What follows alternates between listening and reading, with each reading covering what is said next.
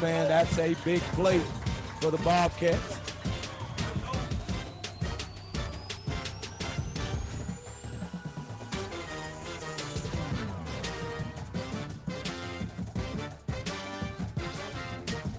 He's open. He's open. Make the what I tell you, what I say, spread. 40, Down the 30, 20, spread. 10, 15, Hey. touchdown. Hey, you to get the a spread. Bobcats. Hey, I called it. Hey, spread is electric.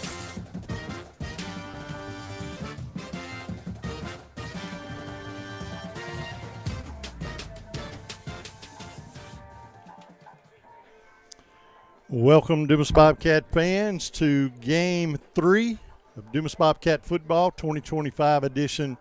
Hello, I'm the voice of the Bobcats, Rick Helton, along with Coach Larry Harris standing at my side. Coach McGraw is off tonight, probably in a tuxedo somewhere. He's at a wedding, so he's off doing other things. But we do want to welcome you to our broadcast tonight and welcome you to the Merchants and Farmers Bank pregame show. We are at Monticello, Arkansas, to take on the Billies tonight in Game 3, third and final game of our pre-conference part of the schedule. Next week we begin 3A conference play with a road trip south to Lake Village to take on the Lakeside Beavers, and then we'll have a game or so at home. But tonight is our final pre-conference football game. This is a warm-up game. It should be a good one. Bobcats coming off of a big loss last week at Hamburg. And, you know, something I took from that game is the Bobcats, I mean, the offense scored pretty well, and we looked good, except Hamburg on offense looked way better. They were a very, very capable football team, and sometimes you just get beat. And we just got beat last week, and Hamburg's good football team, no doubt about that. But so are the Bobcats. We're looking forward to getting this game going tonight and see what we can do with these Monticello Billies, get warmed up for our conference opener next week. You're listening to the Merchants and Farmers Bank pregame show live tonight from Monticello, Arkansas. And I guess it's just Billy Stadium as far as I know. A lot of these fields have names. I don't see a sign anywhere, so we'll call it Monticello Billy Stadium until someone corrects us. But we do want to welcome you to our game. We got some decent weather, and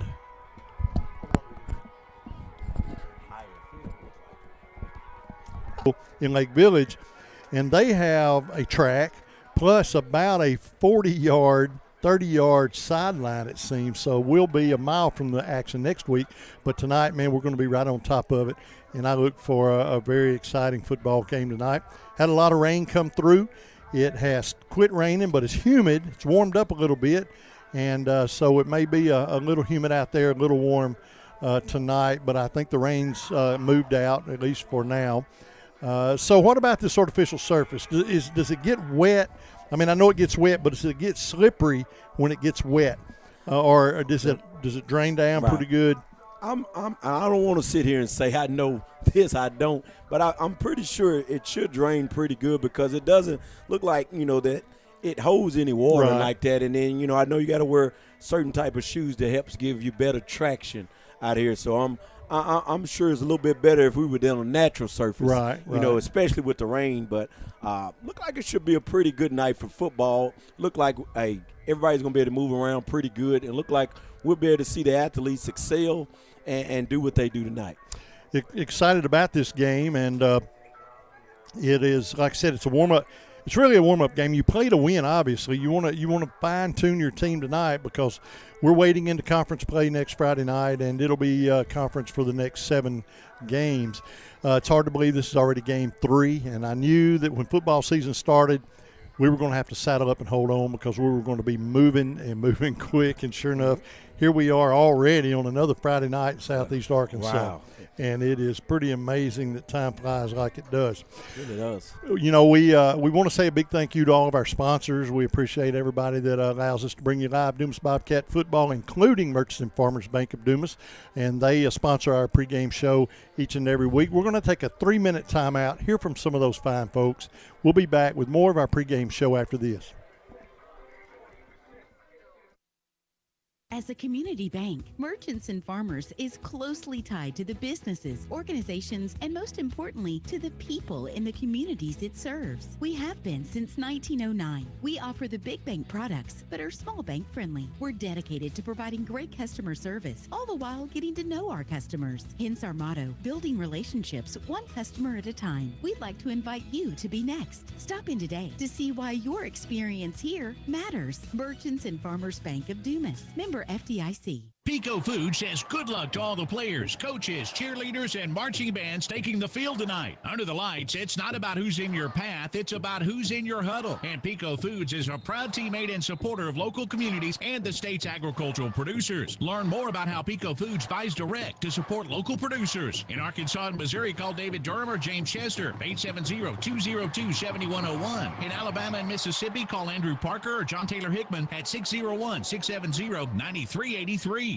Looking for a charming spot to start your day or savor a hearty lunch? Look no further than Pick and Store and Restaurant. Start your Saturday mornings with mouth-watering breakfast selections like crispy bacon, fluffy pancakes, and delicious biscuits and gravy. They even have chocolate gravy. If you're there for lunch, check out Pickens' fresh-raised beef burgers, sandwiches, and salads. Plate lunches are available Monday through Friday, and find all your favorites like meatloaf, fried catfish, and smoked chicken. Be sure to leave room for their homemade desserts like coconut pie, chocolate pie, bread pudding, and more. Pickens Store and Restaurant, 122 Pickens Road in Pickens. At Dumas Family Pharmacy, they are committed to making it easier for you to manage your health. They can help you find the most affordable medications, offer advice on over-the-counter medication needs, deliver prescriptions directly to your home, and more. Dumas Family Pharmacy offers personalized service that makes staying healthy a little easier. Now that's music to your ears. Visit Dumas Family Pharmacy at 301 Highway 65 South in Dumas. Dumas Family Pharmacy, taking the time to listen and care. Are you tired of feeling like just another number? At First Natural State Bank, we believe banking should be personal. For 50 years, we've been proud to serve DeShay County, where our decisions are made by people you know, not by some distant corporate office. That's what we call banking the natural way. Whether you're around the corner or miles away, we're here for you. We're excited to announce that a new full-service branch is coming soon to Dumas on the corner of Carlton and Meter. Connect with us online at fnsbank.com or join us on Facebook. Just search FNS Bank. First Natural State Bank. Celebrating 50 years of community first banking. Member FDIC. Dumas Seed Cleaners is your hunting destination. Find all you need at Dumas Seed Cleaners, like food plot materials, rice bran, wildlife corn, and wheat seed. New deer feeders, trail cameras, and accessories are also available. Before you hit the woods this season, stop by Dumas Seed Cleaners, 115 East Choctaw in Dumas. Call 870-382-5243 and follow them at Dumas Seed Cleaners Inc. on Facebook. Dumas Seed Cleaners, serving Southeast Arkansas for over 45 years and a proud family-owned business in the heart of Dumas. Welcome back to the Merchants and Farmers Bank pregame show, live tonight from Hyatt Field, home of the Monticello Billies, as the Bobcats have traveled over to Drew County for this third game for Dumas. I think it's like the shout out to Coach Boney, Mayor Boney. That's the man that hired me here at Dumas. There you 14 go. years ago. 14. You've been here 14 years. 14 wow. years. He was very instrumental in bringing me here. He did. You did that. You did that. He was very instrumental. He can definitely take credit for the right. I got to always thank him, man. There you go. So can we, man? Because I mean, you're what you've done with that basketball program speaks for itself. Yeah. So we can thank him as well. Oh so man, just great student athlete. That's right. Just gonna be honest, man. Dumas always has great kids that they come to work every day and they're gonna play hard. They know about your tradition, from the Ira Greens to the Coach Van Hope the Coach Hendricks, Coach Patterson, Coach Bobby Rogers. I mean, the list goes on for the coaches. Coach Patterson, he was always loud and moved fast, Right. Oh, man. That's the most laid-back dude I've ever met. He is so awesome. Has a great lineage. Physical tonight, and but we know we've got to take care of the football. We cannot turn the ball over. The Bobcats move the ball well. We have a pretty solid offense, no doubt about that. So when you're playing really good football, you got to protect it. You can't turn the ball over. You can't make those kind of mistakes. You have got to take care of the football. You got to stay ahead of the chains. Mm-hmm. You got to do what you can do to keep that third down as short as you can. And because a third and long gets you in a situation where you're pretty much scoping what you're going to do. or telegraphing what you're going to play, what call you're going to run. So we want to keep it where on third down you still got about a half a dozen plays in your back pocket that are going to be potentially workable for you. So we got to be physical, got to take care of the football tonight, and we got to execute our plays. The corners got to stay home, got to turn the play in. They did pretty good last week. The problem last week was the speed in the backfield, and sometimes you just get outran. And I saw more of that than Bobcats missing assignments as much as I just saw Hamburg. I don't know if they had a breakout game, and but they played pretty salty last Friday night. And I know there's a few teams in 4A conference that are hoping that was not the rule, that was the exception. But they're going to have to deal with that. We got that out of the way. Tonight we got a Monticello Billy football team that's wanting to get them a home win. So we got to take care of business here. And I think the Bobcats have the personnel to do it. We just got to execute, protect the football. No penalties, man. Yeah, and like last week, we dealt with one of the better running backs that we're going to face all year. And Lewis from Hamburg, he was a very impressive running back that could catch out the backfield. He was fast. He had great vision, great feet, and all that. We're probably going to, I'm going to be honest, it depends on who you talk to, Mr. Rick. But, I've been doing my research, talking to certain people. Believe it or not, Mr. Rick, some people say Hamburg, some people say Monticello. Right there, hey, you got to show me somebody. You got to show me somebody better than Hamburg's running back because, man, he was tough. Yeah, that was a talented young man last week, and so I do too. I give the edge. I absolutely give the edge to them. Tonight, the Bobcats are going to have their hands full, I suspect, with the Monticello Billies, but a very winnable game for Dumas, and I think that we've got a really, really good shot at winning this football game, and boy, getting a big win on the road, playing one conference up. Going into your conference opener on the road and next week would be a big positive for the Dumas Bobcats. This is a win we need. This is a win we really want to get, and a win that is very, very within our grasp. We just got to make it happen, and I think we're going to do it tonight. I feel good about this game. I felt good about it all day, and so we're going to find out here in just a little bit if my feelings were right. And but I hope the Bobcats come out playing like, that they're ready to be in control of this game from the very first down and go from there. And I think that's what it's going to take. You got to be aggressive tonight against Monticello, no doubt about that. And take control of this game. You're on the road, and so you want to take control of this game as early as you can. Road games are tough anyway. I mean, but you got to get the momentum swing going your way and all of that. Now, next week, go ahead. You had something to add. No. I was just listening to you. Next week we go to Lake Village Lakeside. I watched the juniors play last night, and they looked pretty good. They didn't look too bad at all, and they beat Palestine Wheatley at Lake Village last night. But we travel down there next Friday night, and kind of looking in the future a little bit, but that's our first conference opener. And what do you see? Have you looked at anything from Lake Village much? I've been to one of their ball games, and so I don't know really what to expect from them. Right. Yeah, I haven't looked too much ahead. I'm not sure. I don't know a lot about what Lake Village will bring, but one thing I do know they will bring is they'll bring some athleticism, some speed, some athletes, some length, size. So Lake Village is always will be a pretty valuable opponent that we'll have to deal with. Now, when we're talking about Hamburg this week, not Hamburg, we're talking about Monticello this week. Do we want to get into some of the keys to victory yet? Absolutely. Keys to victory. Well, we'll start on the offensive keys to victory for us tonight. Stealing with Dumas, number one, from talking to Coach Lovelady, number one, you got to be physical. And I think that's the number one thing to say on both sides of the ball, because I think that we can attest and say that, last week Hamburg was just a little bit more physical than us on that side of the football. Also, other things that we have to do is that I think I'm not sure fumbled. I knew we had a turnover interception early to number one, but, we also got to take care of the football. Got to take care of the football. because last week had a turnover here or there, but you got to take care of football in a game like this. And then the last thing is you got to execute. I mean, you can't – if you stay ahead of the chains and we're moving the football down the field, you got to execute. When I say execute, that means, hey, if somebody runs their route, we got to make the throw. If the throw is there, we got to make the catch. No doubt about that. We're going to step away for a minute. We'll be back with more of the Merchants and Farmers Bank pregame show in 3 minutes. Y'all stick around. Every day, you take simple steps to protect your family. Whether it's the neighborhood you live in, the car you drive, or the channels you watch. At Farm Bureau Insurance, we're here to help with life insurance to protect your family's financial future.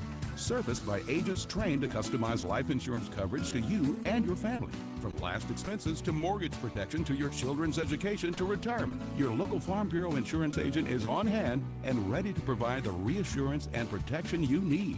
Call today for your free no-obligation review for auto, home, and life insurance that's custom-tailored just for you.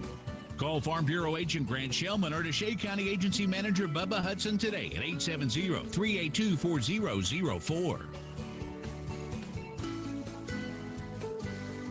Farm Bureau Mutual Insurance Company of Arkansas, Inc., Southern Farm Bureau Casualty Insurance Company, Southern Farm Bureau Life Insurance Company. One-on-one attention you deserve. Partner with H&R Block Business Services. Stop by our office at 395 Highway 65 South in Dumas or give us a call at 870-382-4098 to learn more. At participating offices, services do not include audit, asset, or other services for which a license is required. It's football season, Dumas, and whether you're headed to the game or celebrating after, Inks and Threads and Southern Starch Dry Cleaning have you covered. Get your game day wear at Inks and Threads. T-shirts, jerseys, sweatshirts, caps, and more, all in your team colors. When the cheering's over, Southern Starch Dry Cleaning keeps you looking sharp with premium dry cleaning and laundry services. Find both Inks and Threads and Southern Starch at 720 Meadow Drive in Dumas. Ask about our route services to DeWitt, Star City, and a drop-off location at Atlantis Coin Laundry in Stuttgart. Our Dumas location's open 6 days a week because in football and life, we've got you covered.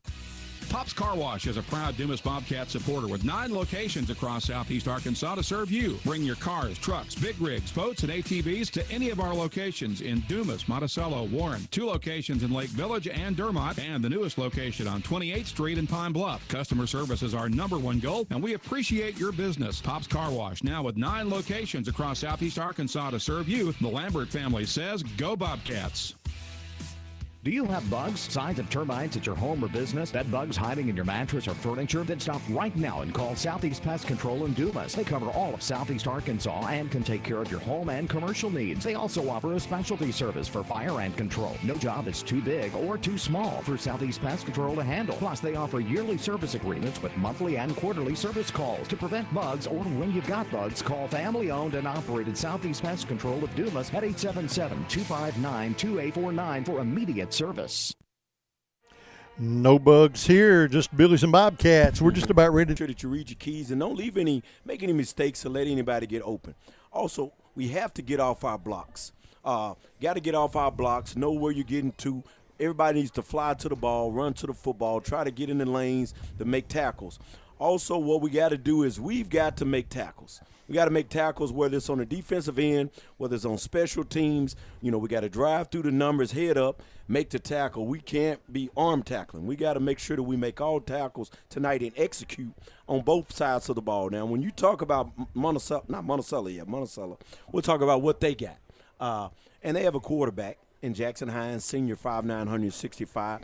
He's going to be a little dual-threat quarterback that's, he's going to get them in their offense. But the guy to worry about from what we're talking about is a running back, Ageless. Junior, 5'11", 190. He's fast. He has great vision. He has good feet, and he just knows how to run the football.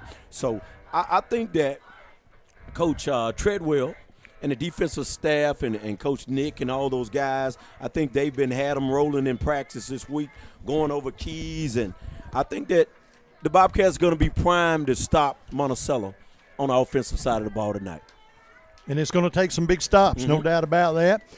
The Bobcats tonight, sharp look for the road cats tonight, wearing all white head to toe, striped in gold and purple with the gold helmets, purple numbers, looking good tonight for the Dumas Bobcats. And the captains for Dumas tonight have stepped out on the field. Right.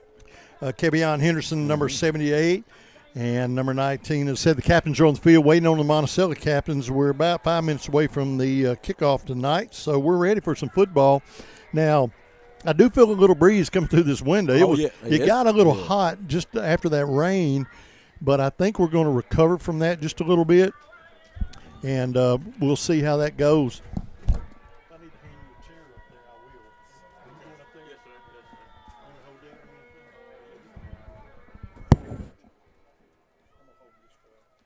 Okay. And then we're watching on the captains go out on the field. As we talked about, Monticello, they got a pretty good quarterback, dual threat quarterback. Jackson Hines, 5'9", 165-pound senior. He kind of runs the offense and controls the tempo of the football game for him. But the guy to watch tonight on the offensive end for Monticello also is the running back. I think it's Joseph Aishless, Jr., 5'11", 190 pounds. He's very explosive.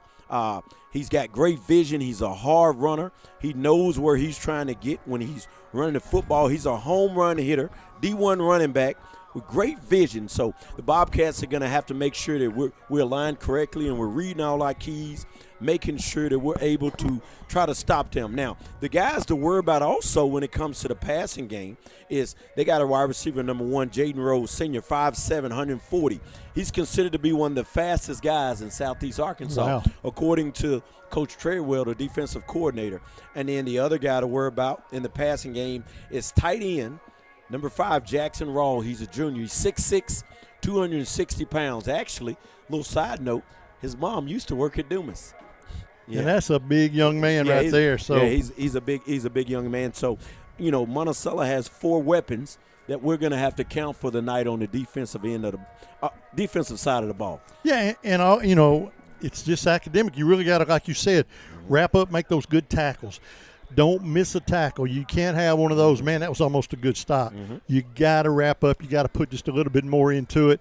What all high school football coaches say, you can rest on Saturday, but we got to have it tonight. We got to crank up, and we have got to stay in control of this football game. I assume that Monticello is going to show tonight. They still have not made their way to the football field. Here they come now, and those are 2 nice-looking kids. And I was correct about the colors. They're dressed in blue head to toe and white letters. So we will have easy pickings as far as seeing the numbers tonight on both teams. Right. And when your glasses continue to get thicker like mine, you appreciate those good, bright, crisp numbers. Oh, man, I just happen to have those contacts in. I got you. Well, I would have those glasses in. On a side note, something to mention also tonight is former principal that was over here for about 2 or 3 years here, Coach Mr. Jacob Lanehart, who's the principal at Monticello. His son will be playing tonight, and he's actually one of the guys that we got a key on. Number 79 tackle, Asher Lanehart, senior, 6'1", 290 pounds, Mr. Rick. So he's one of the defensive tackles that's probably going to make it pretty hard for us to run that ball up the middle. Yeah, he can plug up a pretty good gap, So at 290, I mean, he's 10 pounds from 300. That's a big kid. That's a big kid. That's a big kid. So, and also on the defensive side of the ball, they got a number 52 tackle, Max Efert. He's 6'2", 220. He's not a little kid also. So, Monticello's going to look to probably, they're probably going to be bigger than us on the offensive line and the defensive line. Seems like everybody all year has been bigger than us. Seems that way. Yeah. The Toss of the Coin tonight brought to you by Dumas Family Pharmacy as we await to get this football game underway here in Monticello, Arkansas. And it looks like the sun is going to set with a partly cloudy sky, but I don't see anything that looks like a big threat of rain. But, boy, there was plenty of rain earlier. Oh, man, coming over here. Oh, my goodness. It was raining. But I tell you what, if it stays like this, Mr. Rick, boy, we're in for a beautiful night of football. And this is a wonderful venue to come through. Oh, yeah, it really is. And one thing that I do enjoy, I remember when you first asked me to help you, I was a little like, I'm not sure. But one thing that I actually look forward to now, Mr. Rick, is it's kind of like it's exciting that because we come to different venues, different stadiums, different name of stadiums, and we sit in different press boxes, and it's pretty exciting when you come because every every time is a different time. And now with this new conference we're in, we visited a couple of stadiums I've never been in. So that's pretty cool. And we're going to have to go to one I know I haven't been in. And we got to go to Barton. Got to go to Barton. I've never been to Barton. I've been to Fordyce a long time ago, but never as a broadcaster. Right. So that'll be new for us. So I've got stories we could tell about the Fordyce broadcasting. It'll be interesting. Remember Fordyce played, I think, Coach Courtney days. Remember that mud bowl down there? So man, that's the exciting thing about doing this with Mr. Rick. We go to different stadiums, and man, it's exciting. Well, the Bobcats have won the toss. They have elected to defer to the third quarter, so they're going to kick the football away tonight. Bobcats moving from our right to our left. However, we are in the visitor press box, which I really think that is a cool deal. More schools are going to that. I like that. And I hope Dumas can take note. Right. And I think it's better. Yeah, it is. It's better. It spreads everybody out. All the coaches and all the broadcasters for both teams have plenty of room to work. And but the Bobcats will be defending the north end zone. And this is a nice press box because if you think about it, I guess the size of it and the height of it, that it allows even our other coaches to go up and have their space. So me and Mr. Rick, we can say we're VIP today. We got a whole lower level box. We absolutely have it to ourselves. So this is a wonderful night of football. And we'll take it, man. We'll take it. We're underway, folks. Stick around for a great football game tonight in Southeast Arkansas as the Bobcats prepare to kick the ball away. Kickoff brought to you as well by Dumas Family Pharmacy, and we're just about ready to get underway here. As the Monticello Billies offense bringing their team out onto the football field and getting ready to get this game underway on a beautiful Friday night in Monticello, Arkansas. Man, it's beautiful. I'm being honest with you. Looking at the blue and the purple and the gold, man, hey, I don't know where you'd rather be on a Friday night. No doubt about it, and we are underway. End over end kickoff, taking it the 20 up to the 25, and 30. That's Rhodes. He's dangerous. Yep, and he's breaking a tackle at the 35, moves up to the 40-yard line, and they're going to take over first down and 10 from that spot. So pretty good return there. Return of about 20 yards for Monticello, and we are underway. And I want –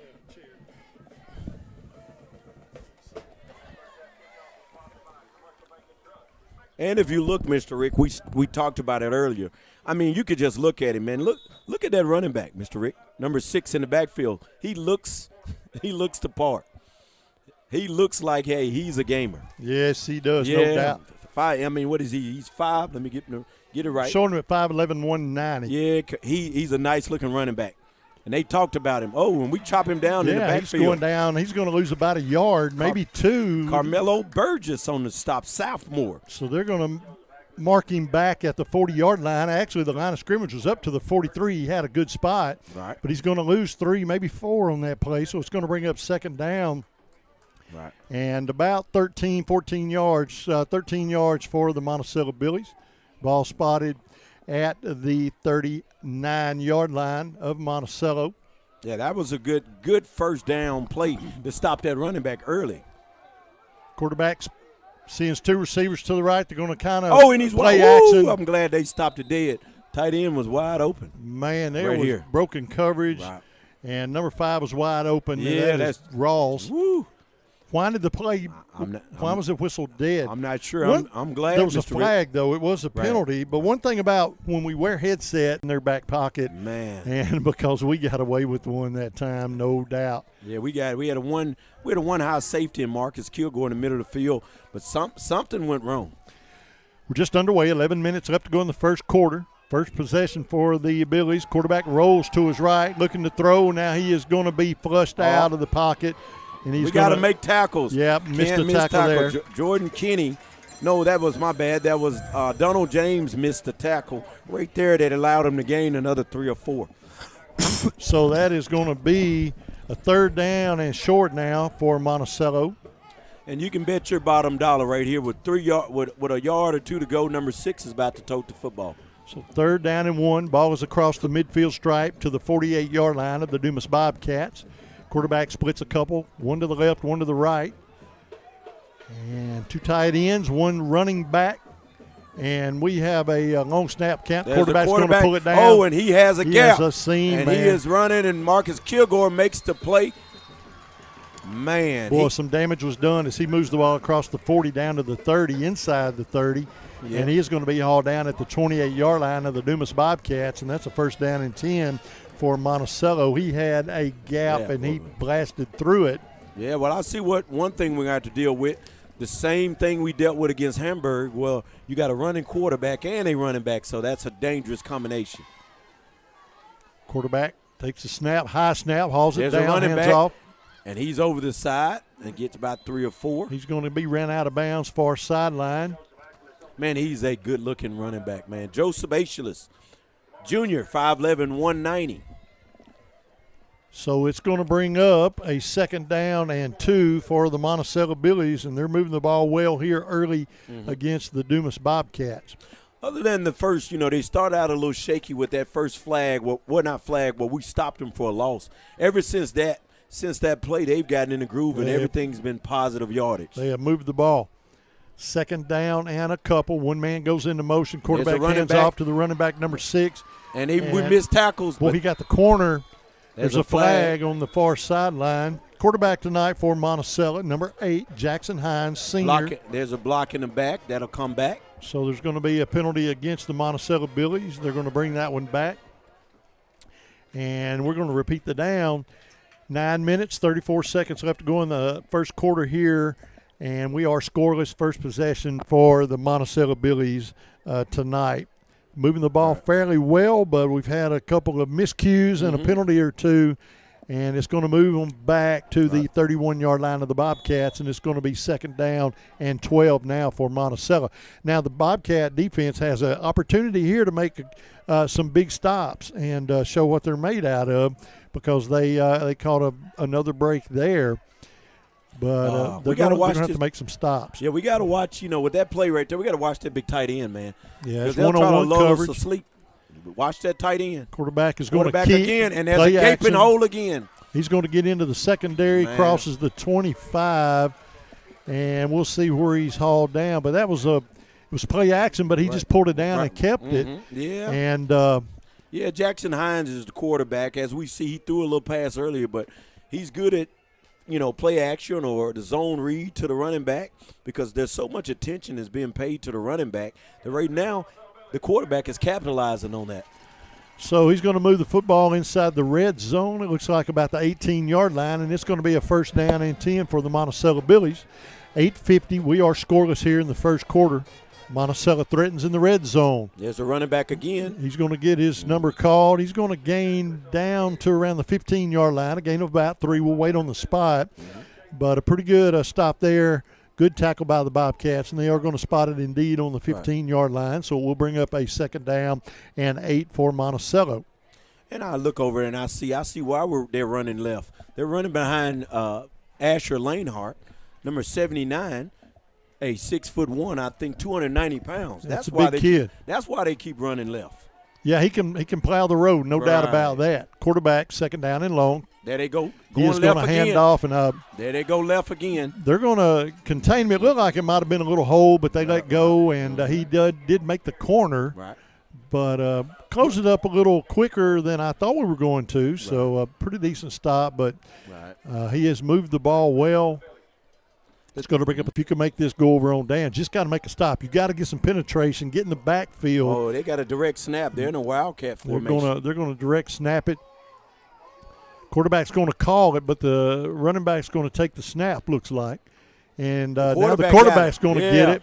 Yeah, a little trickery there, man. Yeah, a little fakerooski. The quarterback pulls it down, and he's going to get the first down inside the 5, first and goal.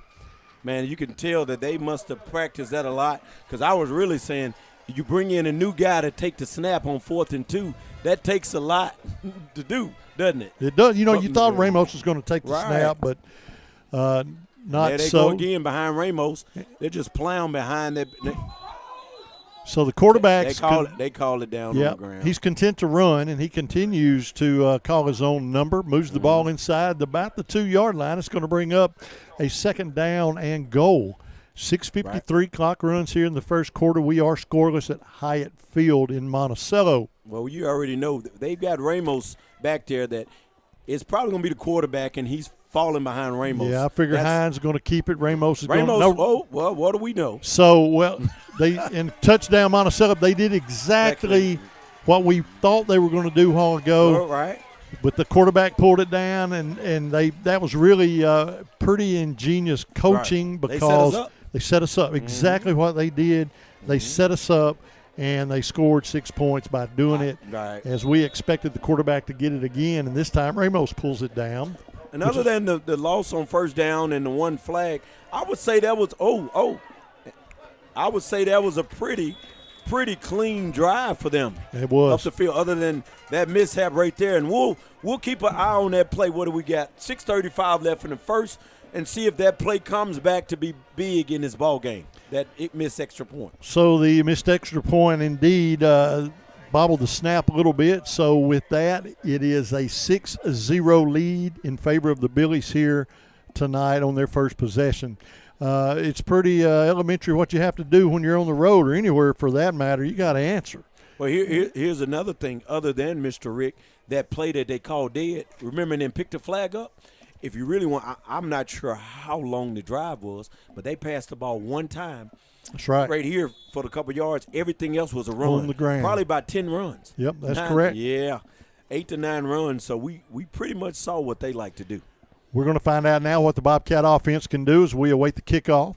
And he boots it. Long end-over-end kick taken at the 5 up to the 10. To 15, Kilgore, who's dangerous. Kilgore's looking for the left corner, and he is not going to get there. He gets a good gain back up to the 25 or so. So the Bobcats will set up shop somewhere around the 25-yard line. We'll wait on the spot, but they have 6:26 left to go here in the first quarter, and the Monticello Billies have struck first, and they lead this game so far 6-0 after the missed point after attempt.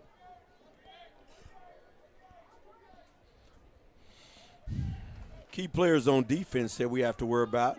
Lanehart isn't in there, but you still got to worry about number 52 and 41 Ramos. And number 2 up. And looks like we have an offside early. And as you see, the guy that got the offside call, number 66, he gets down and gives about 4 or 5 push-ups after the penalty. So that must be either that's something that they do or he was just a little gamesmanship. Maybe a little of both, but he may have been said, look, if you're going to get offside, you're going to get embarrassed. Yeah. And you're going to do some so we're going to watch and see if they get another offside, do they do push-ups? First down now and 5 for the Bobcats after the offside penalty. Quarterback. That's a bad snap. Good play right there. It's going to be brought down by the running back. And, boy, heads-up play there. Great by the running back, Rashad Moore. Moore brings it down. That could have been disastrous. Yeah, it was off the fingertips of the quarterback. Moore brings it down, and it's going to bring up a second down and 1, as they are going to have a gain of about 4 there on a broken play. Bad snap. The Bobcats come to set. Quarterback for the Cats tonight is Kyle Young.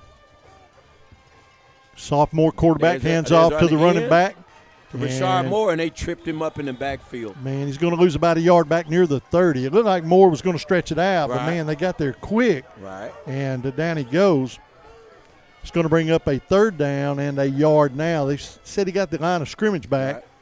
So it's third down and 1. The ball, now they're going to back it up 1, third down and 2. This is a big down. Huge down. The ball spotted at the 32-yard line of the Dumas Bobcats, so you have to get both of these yards here on third down. Well, you can look at the lineman and see that the ball's going right to Rashad Moore. And now we've got stoppage of play. Offside.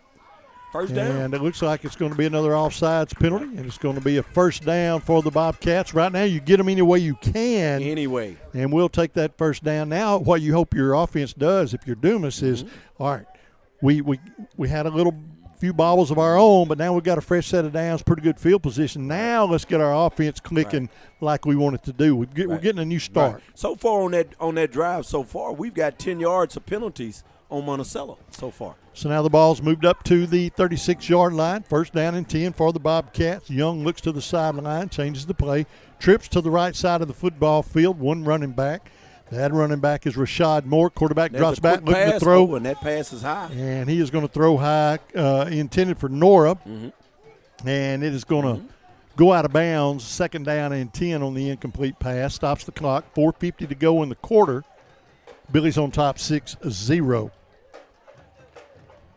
So 6-0 Billy's. And 2nd down and 10 for the Bobcats. There's a run to Moore. Young this time hands off to Moore, breaks a tackle, gets into the secondary, crosses the 40 up to the 42-yard line. And it's going to be a 3rd down. This is a 3rd and about 5. Yeah, about 3rd and 5, and you sure don't want your 3rd downs being any longer than that. But so, because the Bobcats are about a 4 and 5 yard running team on average. Now they're going to break one, but right now we just need to get 5.1 yards and get this 1st down. They're getting up and they're pressing Kilgore tough with one over the top, so they're trying to take him away. So they're trying to get Kilgore out of the play. Right. And we do know that Young can throw. Right. I wouldn't be surprised to see him throw the football, and indeed that's what he's going to do for a 1st down at midfield. Breaks a tackle, falls forward to the 45 and hauled down there, but a 1st down and 10 for Nora. And so good play there. Good play call, absolutely. Yeah. And that's actually the best cover guy. Number 2, Montrell Sanders, senior, 5'9", 160. That's the best DB for Monticello. And, we beat him right then with our number 2 receiver. Cats have the ball at the 44-yard line of Monticello, running downhill now, playing on the near hash mark, right in our face. You got to love that. 3:42, clock runs here. Cats trail 6-0. Young takes a snap, one step, drops, going to throw. Same play, same result. And a gain of about 10 down to around the 34. They're going to spot him at the 35, a gain of 9. Right. We see something over there in the passing game. And the way that cornerback jumped that route, you got to look for the up and out. Right now, we're getting what we want. 2nd down and 1. Ball's at the 35-yard line. The 34 is the line to gain for the 1st down. We're nearing the 3-minute mark here to go in the 1st quarter. We are we're under center. Working under center. Yeah, this looks like a goal line tight. Man, we're tight. Formation. Push. And the quarterback is just going to fall forward. And he's going to get the 1st down. He got at least a yard, maybe 2 there. That's a little push. Just Philadelphia Eagle action. Kind of a goal line stance there. Now they're going to back the Cats up. There was a penalty, and I guess it was a procedure penalty. So that was a that wasn't tough good. break there. Backs us up to the 40-yard line. Looks like our other guys are going to have to make plays because they're putting one over. We got some misalignment over there. Yep, now they're going to send the receiver, but he can beat him. Quarterback got him. He's got to go. And it is going to be short. incomplete. Deshaun Nora just made a play, man. The ball was thrown short. He made a play. Man, I thought he was going to come down with that. It's going to fall incomplete, however, and it's going to be 3rd down and 6 from the 40-yard line. 2:40 to go in the 1st quarter. This has been a quick quarter. Here's another big 3rd down for the Dumas. Huge 3rd Bobcats. down for Dumas. The 5-yard offside penalty is not going to help us here. We have got to gain these 6 or 7 yards here from the 40. Well, I think we're going to have to go at Noah. Well, now they're trying to put 2 over both of them. We do see Moore in the backfield, standing to the right of the quarterback. Play action fake. Quarterback rolls to his right, looking to throw. Complete. Good far pass, sideline. In a collision at the 30. And he is going to fall forward down near the 22-yard line. It's going to be a big game, big 1st down and 10 for the Dumas Bobcat. Good play action. Good eye by the quarterback for the Dumas Bobcat. That was a great play right there to Chafin. Little running back out the backfield in the flat. Hey, Dumas is showcasing, showing a lot of stuff. So 17 checks into the football game. Donald James Sr. Comes in for Chafin. Dumas is running pretty good offense right here. Young takes a snap, hands off to the running back right out of the backfield. The ball is loose. The ball's on the ground. And Monticello has it. Ball comes loose and pops right up in the hand of number 52. Right up in the hand of 52, Max Efert. Southmore 6 foot 220, man. That's a bad turn of events for Dumas. Man, we've seen turnovers early in this season already be a little problem for the Bobcats. Right. And cannot turn the football over too many times and get away with it. Right. Especially the way Monticello's moved the ball thus far in this football game, this early young football game. Right. We was moving it pretty good, and I see him looking at him. He has on gloves and he has on sleeves. That can make the ball a little slippery sometimes. That's right. And but what it looks like is Monticello actually put a helmet on the ball, a hand on the ball. So Monticello's back here after the turnover. Quarterback. And there's the running back bounces. The running back's going to get it, but they're going to cover him up in the backfield, drop him for a loss. So good swarming defense there by the Dumas Bobcats. And, boy, that's what we need. We need some big plays with them down here deep in their end zone and make them go 3 and out and have to punt the football away. Don't let them get you down into 4-down territory. Right. So we've got to make a couple of really big plays here. That was a 5-yard loss. That was huge right here. But you got to watch for this tight end, man. Don't let them lull us to sleep with that tight end. Quarterback Hines splits 2 receivers to the right side of the field. The quarterback's been faking it and keeping it there. He is going to keep. Oh, and now he's looking to throw the football deep, and he is going to unload, and that could have. Oh, and he got behind him. Oh, he got behind him. Can he catch him? Oh, he got behind him. Number 8. He can't let the guy get behind him. That was Malik Bass, and the pass was complete for a touchdown to number 27, Danner Lower, Jr., 5'11", 170 pounds. He got behind us, looks like on a little corner route or something. And that's, it looked just like that play was written up that way. Right. And that's exactly, he got 2 steps. And any football coaches say that's the way we drew it up. Yeah, but you as a DB, you got to be running side and have a hand on him and another hand. You can't let it get over you, because if you have no help in the safety, it's going to turn into that all every time. Absolutely no one else back there, and it is a touchdown. And this time, point after attempt is good, or excuse me, it is no good. Right. So they missed 2 in a row, and with a minute 10, it is 12-0 in favor of the Billies on a big turn of events. 1 turnover, 1 missed assignment, and that equals 6 points on the scoreboard. We'll be back in 30 seconds.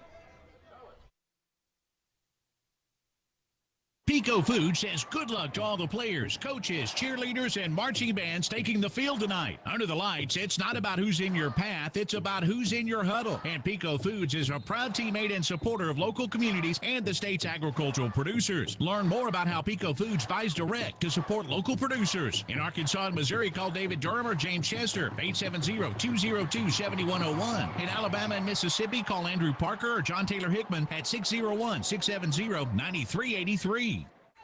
1 offensive turnover, 1 missed defensive assignment, and that gives the Monticello Billies a 12-0 lead. This kickoff is going to go out of bounds, and so that's going to be a penalty. But the Bobcats, man, they have they moved the ball well.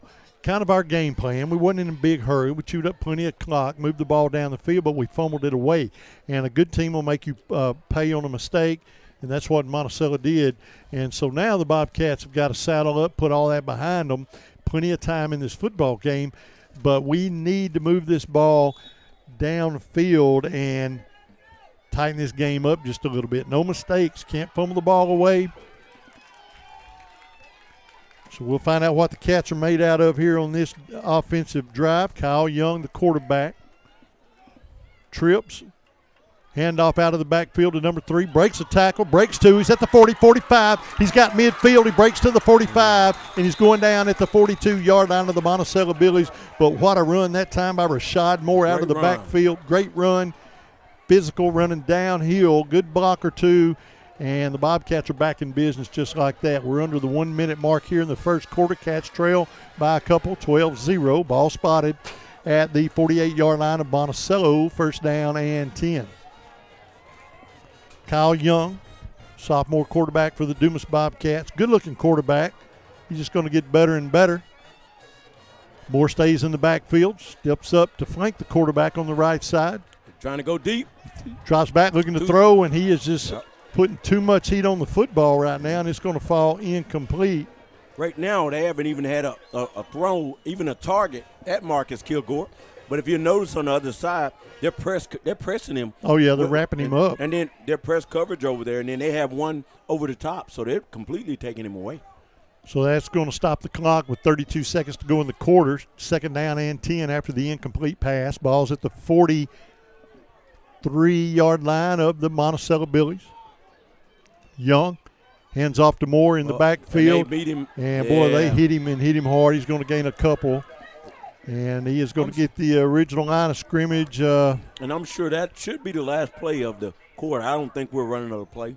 I don't see it happening. We're inside the 15-second mark here in the first quarter. Bobcats trail 12-0.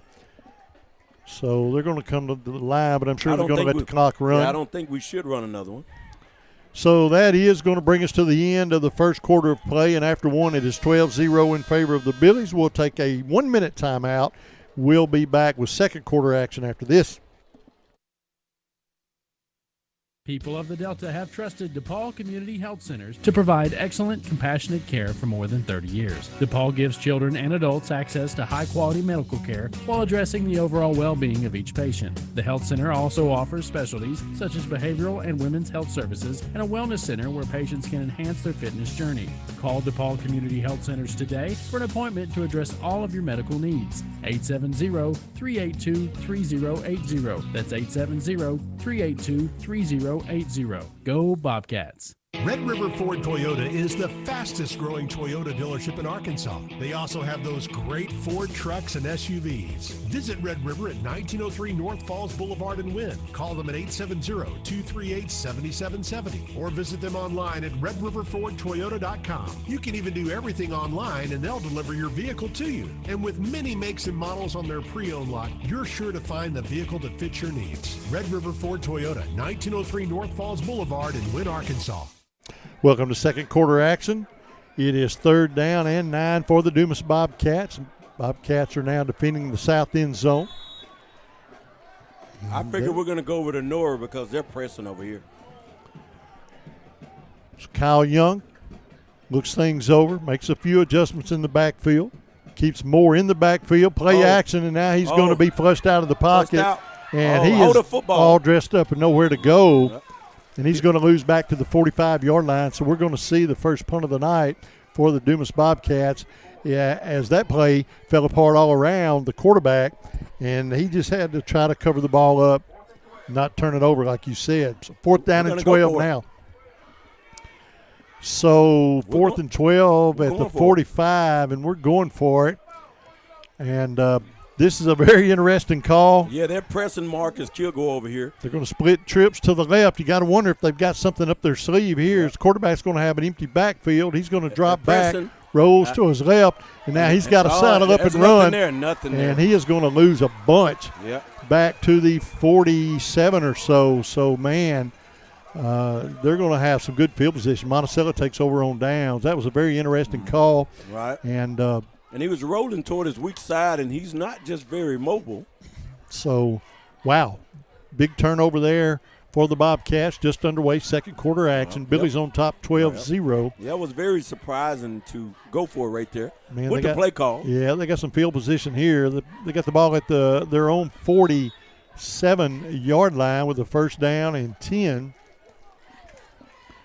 As we see the offense for the Billies back on the football field.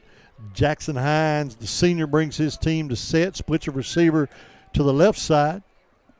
Running back in the backfield. Low snap, little pitch toss out over the right side, tosses it out. He's got the corner, man. I see he can move. He's got some speed. We saw, I'm about to get tired of watching fast running backs. We saw them all night last week. Right. And we're seeing a pretty quick running back tonight. That's going to be another 1st down and 10 for the Billies. It's going to move the ball down near the Dumas 47-yard line. 1st down for Hines and crew. I can see that something's – I can see Coach Treadwell is jumping. Somebody was lined up wrong just then for us. Now we got it corrected. Hines has a receiver wide out on the right side, one to the left, and a slot man going to hand off out of the backfield looking for a block. And he's just so fast out of that backfield. Hold that ball. And he is finally going to be hauled down. Man, I thought we could grab and hold that ball, get it away from him. I thought Chasen Gordon was about to get the ball away from him.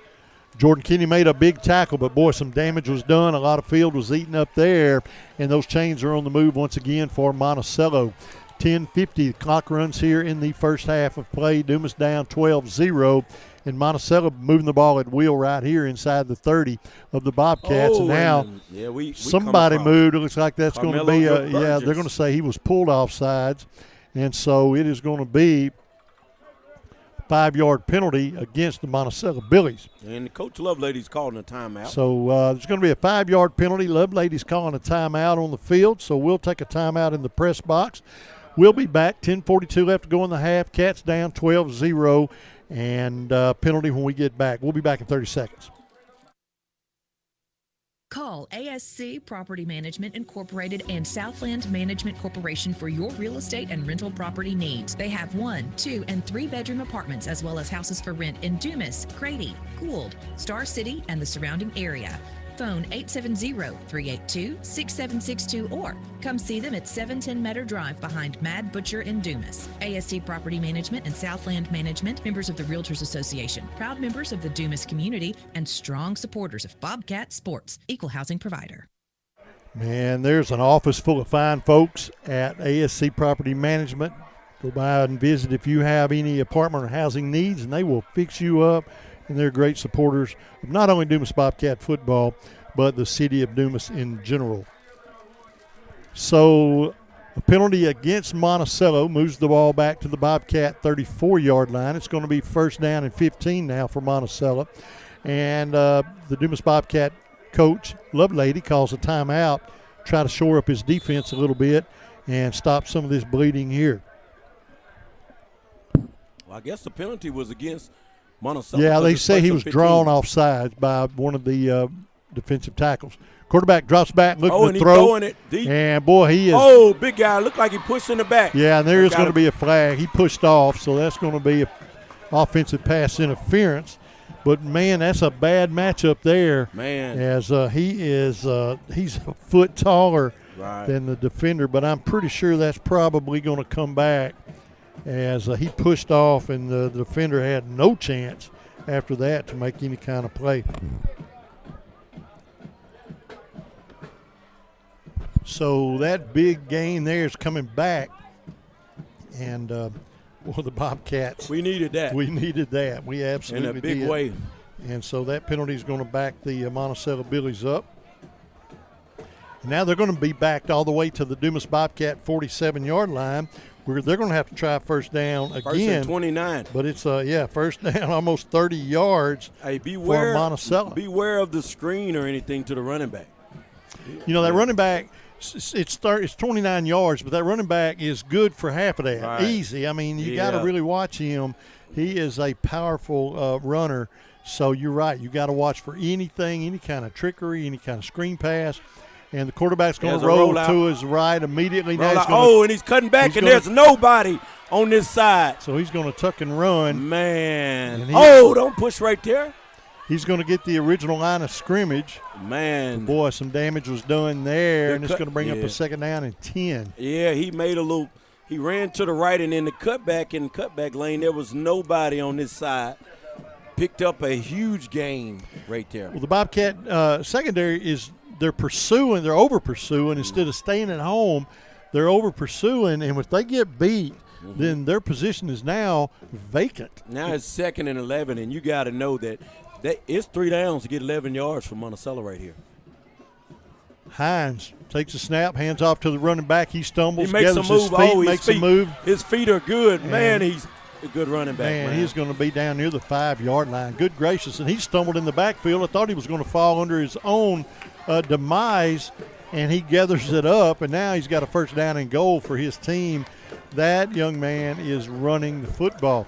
Now, last week we saw a lot of this, but I felt like the Dumas defense played better last week. I don't think we're executing well here. I don't think we're playing as good as we can. The same thing with Ramos back there, and he's running and they gobble him up. Good job. He got some gain. He's going to get inside the 5, down near the 3, but you're absolutely right. That same formation with the quarterback Hines back there, with Ramos back there. So you know what that means. And you got to be expecting now them to either hand off to the quarterback or even Ramos takes a direct snap. Yeah. They've set us up with that. Now you don't know what to expect. Right. I look for Ramos to get this snap. Quarterback, he is going to take the snap, follows the block. It's Who has the So football? some more trickery comes to the left side. I don't know who has the ball. And I don't even know Looks who like ran the number ball. 6 he's in the end zone. So it was another direct snap this time. To the running back. Yep, it was the running back. Ageless.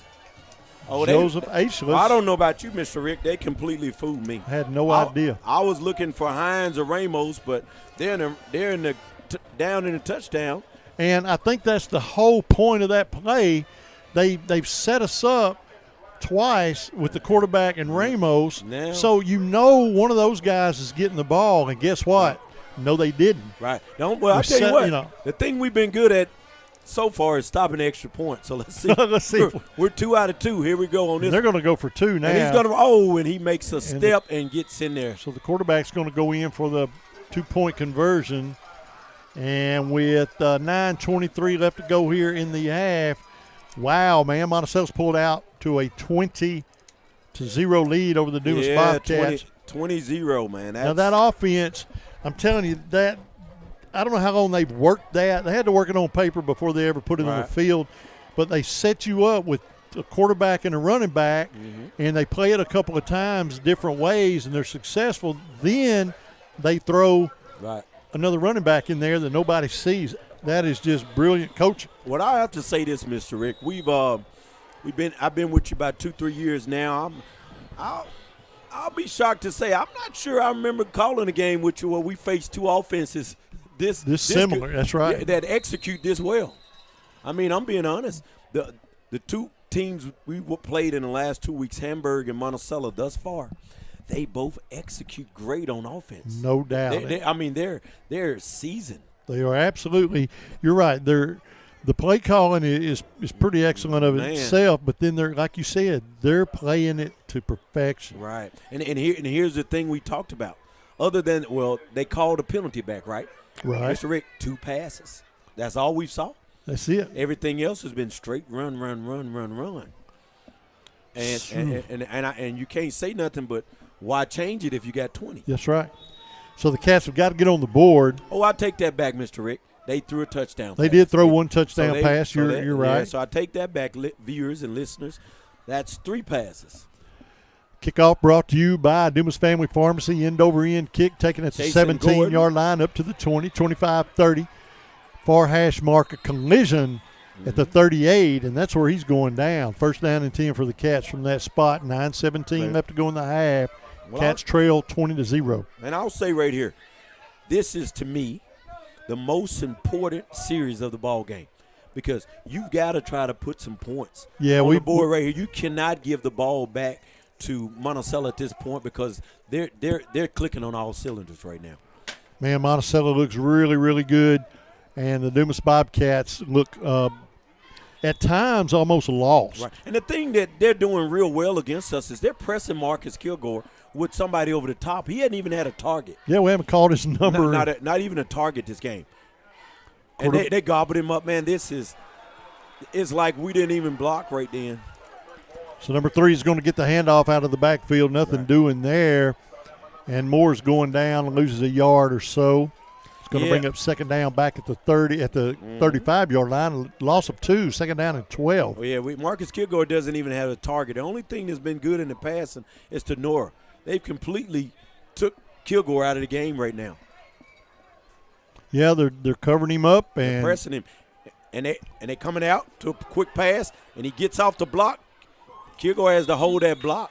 I guess right there they're paying so much attention to Kilgore. We're just going to throw it to the guy and see. Jackson's going to get I believe that was Jackson on the reception. Yeah, that was Kamarian Jackson. And he's going to get a pretty good gain. He moves the ball across the 40 up to the 43-yard line. It's going to bring up a 3rd down and 4 for the Dumas Bobcats. I look forward to this. Is huge, man. We got to get 5. We've got to get a first down and keep this drive alive. We're looking a little confused. Something right. 8 seconds on the clock. I can see us going toward Nora. Probably going to call a timeout. Timeout. Yeah, we looked a little confused. That whole play was a little off.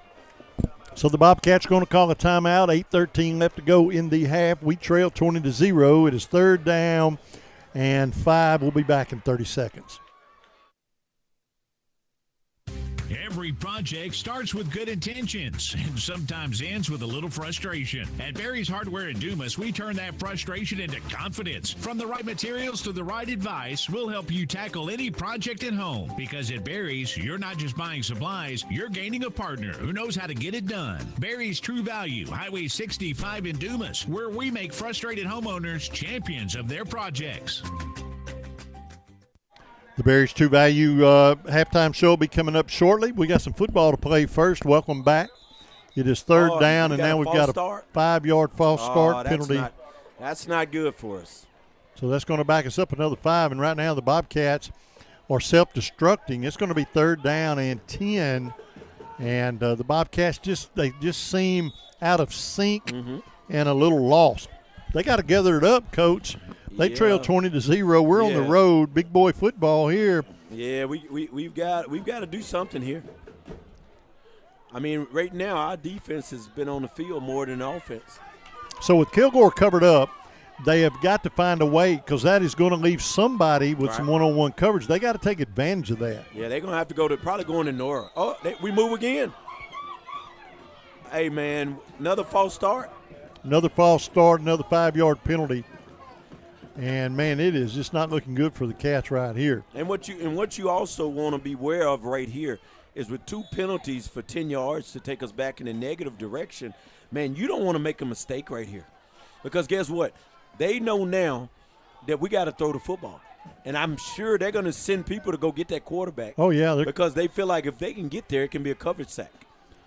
And they've got, we got if the you quads. can snap. We got the quad set. So the quad set left side. And the quarterback's going to keep. Oh, they jumped that play. Yeah. Oh, my God. They played it perfect. Yeah, they jumped. Well, we looked for the quick to chasing Gordon, but they jumped it. Wow. Man. The Bobcats are going to have to punt the football, and Monticello Billies right now, you know, gosh, like you said, we saw it last week. We saw Hamburg, and I've been saying it all week. I didn't know if Dumas played bad, but Hamburg just played perfect football. And now I'm in that same – I don't know, you know, if we're playing that bad or if you're seeing a team playing good. Oh, get there. Oh come on. We got to get the snap, man. I wanted him to get there and get it off. Man, the Bobcats are falling apart, self-destructed, drops the snap. Yeah, and I was Monticello, trying to get him he needed to get it. If he could have just caught it and got the snap off, man, we're straight. They're going to have, it's going to be first down now for the Monticello Billies. A big help by the Dumas Bobcat defense. We've had 2 turnovers. It's been very, very huge in this ball game. Huge turnovers. Yeah, it's the Cats are they're just self-destructing right now. They've lost their and I'll say they're just not in the football game. They got to get their heads in the game. There's 6 running. And number 6 is going to be wrapped up. Pretty good stop there. They bounced him to the outside. Right. And he's going to be hauled out of bounds. And man, you just can't. You're beginning now to wonder and say about this 8-4A. I mean, right now that Hamburg and Monticello have been just pretty tough on the offensive end, but we're not giving them any. We're helping them out with the turnovers. We've got to take care of the football. You know, right now with a fumble, and then right there we had another play where they got us. We've got to take care of the football. They stopped us on 4 downs. So here's Monticello, number 8, Hines in the backfield. He fakes it, and he goes straight up the middle.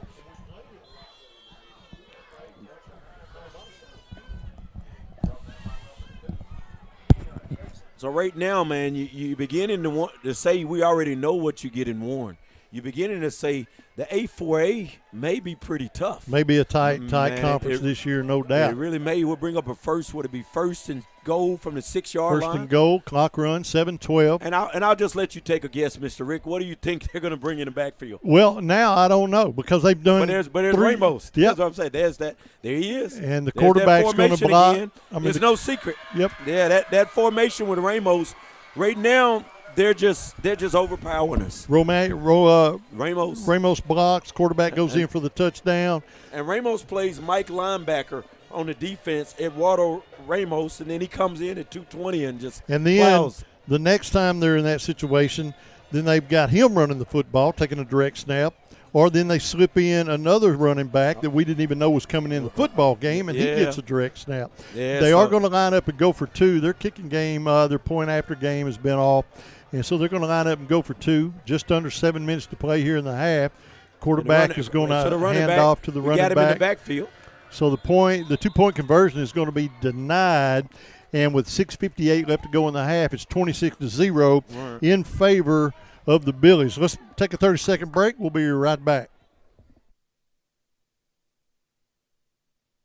Taylor's Steakhouse in Dumas is fine dining at its best. The menu features mouth-watering aged steaks as well as fish, shrimp, pasta, and more. Located at 14201 Highway 54 in Dumas, Taylor's Steakhouse is worth the drive from anywhere. Open Thursday through Saturday from 5:30 until 9 p.m. You can call them for reservations at 870-382-5349 or visit taylorsteakhouse-dumas.com for more information. Owners Chuck and Pam Taylor invite you to Taylor's Steakhouse in Dumas. The Bobcats await the kickoff. Welcome back to second half action. Just under 7 minutes to play. Kickoff's taken at the 25, looking for a little seam. Crosses the 30, not much doing. And he's going to be hauled down around the 35-yard line. Now the Cats, what can you do, Coach? You've got to put all that behind you. You've got to get some points on the board. But you know what I've noticed in the last 2 possessions? I think what they're doing is, number one, they're pressing Marcus Kilgore and putting one over the top. But what they're really doing now is they're saying, we're going to cover the receivers. We're going to cover the receivers and make your quarterback have to run. That's right. And they know that they can catch him. You know, Marcus Kilgore, player of the game last week, Marcus Kilgore's not had his number called Not even a tonight. target. Not even one target. So the Monticello Billies have watched some film. Right. Like I say, you look at it down here, they're pressing him with number 3, with number 11 over the top. What they're doing right now is saying, you know what?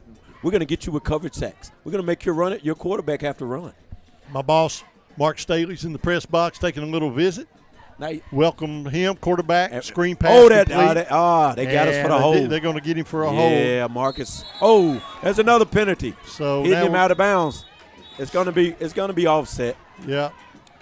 So unless they're going to, I don't know what they're going to call here. We're going to see what they call, but I know that there's a holding penalty. Right, and it looked like they hit him out of bounds late, so probably offsetting penalty.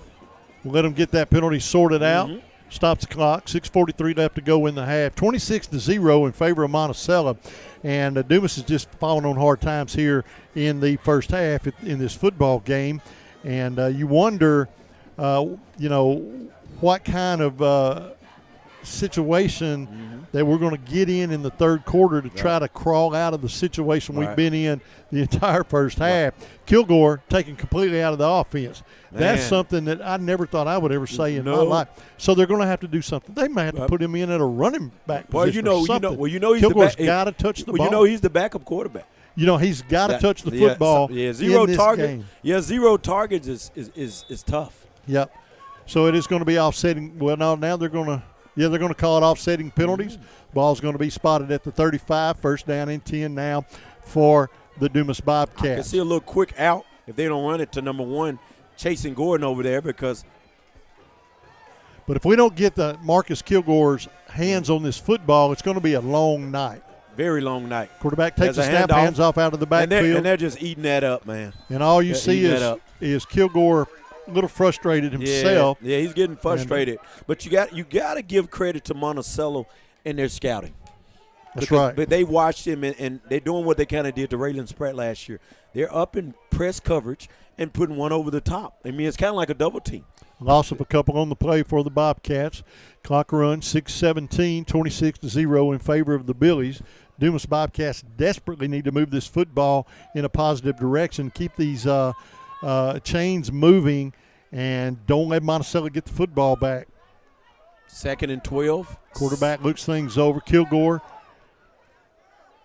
There's a quick pass to number 6. Over to the right side. He's going to get some yards, breaks a tackle. Good second effort, and he's going to move the ball across the 40, up near the 42-yard line. We'll get the spot. It's going to be short of the first down, but that was a big gain there. Probably about 4 or 5 yards. So it's going to bring up a 3rd down and 5 for the Cats. The ball's going to be spotted at the 40-yard line. 5:34 clock runs.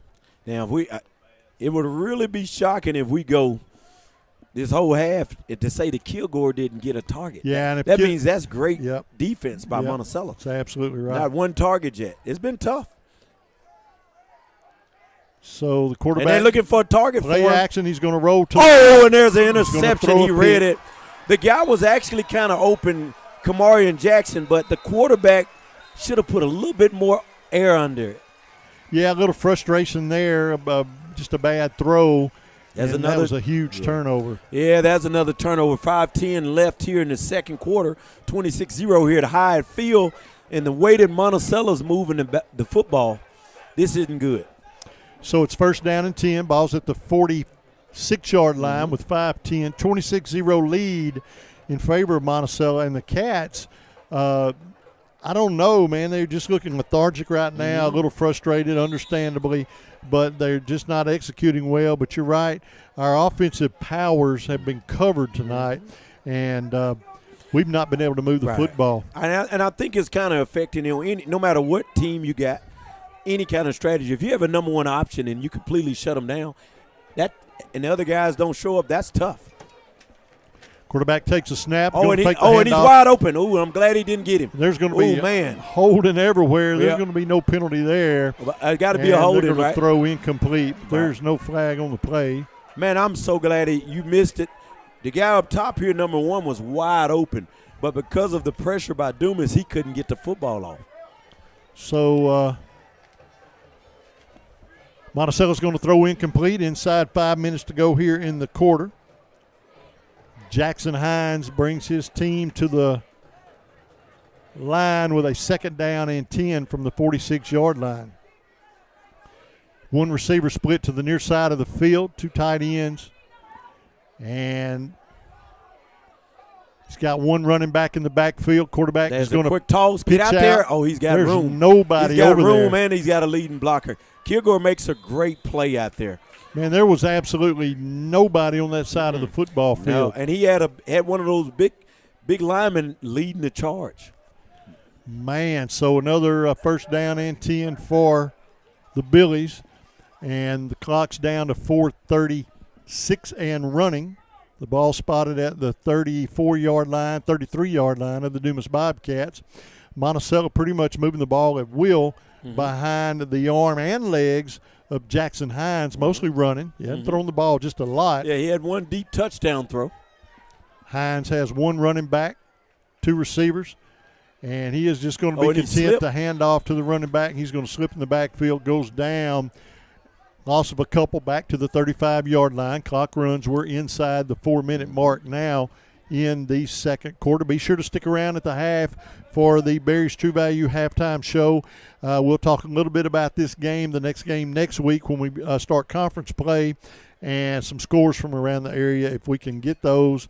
Our score guy, Coach McGraw, he's out celebrating tonight. Yeah, he took the night off on us. So he's bailed on us, but we'll figure that out. Second down and 12 now for Monticello. And he's rolling out. Quarterback rolls to his left now. He is going to he's wide open. Oh, good God. Good tip by number four that time. Nora. Yeah, Nora gets a finger on it, tips it. That guy was wide open. And it falls incomplete. He got into the secondary, split the backs, and got between the safeties. He had a lot of green grass, man. Yeah, a lot of green right there. And you got to look at this and say 3rd and 12. This is 4-down territory. Two downs to get 12 yards. You know, the Bobcats now, if the defense can step up and make a stop the bleeding here, regroup, come back in the third quarter and play another half of football and try to play it a little bit different. Right. And crawl back into this football game. Watch for the big tight end over here. Number 5 is a big, tall kid. Number 8's pursued in the backfield, and he is going down at the 47-yard line. Big tackle that time by number 50 for the Dumas Bobcats, and that was good pursuit there. And that is going to be Jordan Scott on the quarterback sack. Great job by Jordan Scott. So quarterback sack, and that's going to bring the punter onto the football field. Clock runs. We're going to be down to under 3 minutes when he kicks this ball away. Well, guess what? Kilgore may get a touch right here. Kilgore's got – I told you he's got to touch the ball. Yeah, he should get a touch here. Depends on what the punt looks like. We're waiting on the punt now. Oh, bad snap. No snap.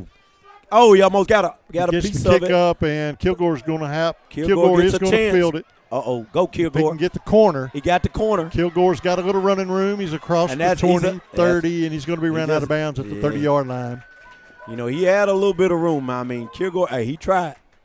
So 2:38 left to go here in the half, trailing 26-0. The Bobcat offense now, you kind of, to me, you kind of change gears. Now I want to maintain possession and get out of this half. Yeah, I don't want any heroics, but I sure don't want to make a mistake and turn this football over no matter what. We need to get out of this half without any more bleeding and regroup in the third quarter. We do get the football back to begin the third quarter. Would be nice to score and get it back. It'll make it a little bit more manageable. It would make it a little more manageable.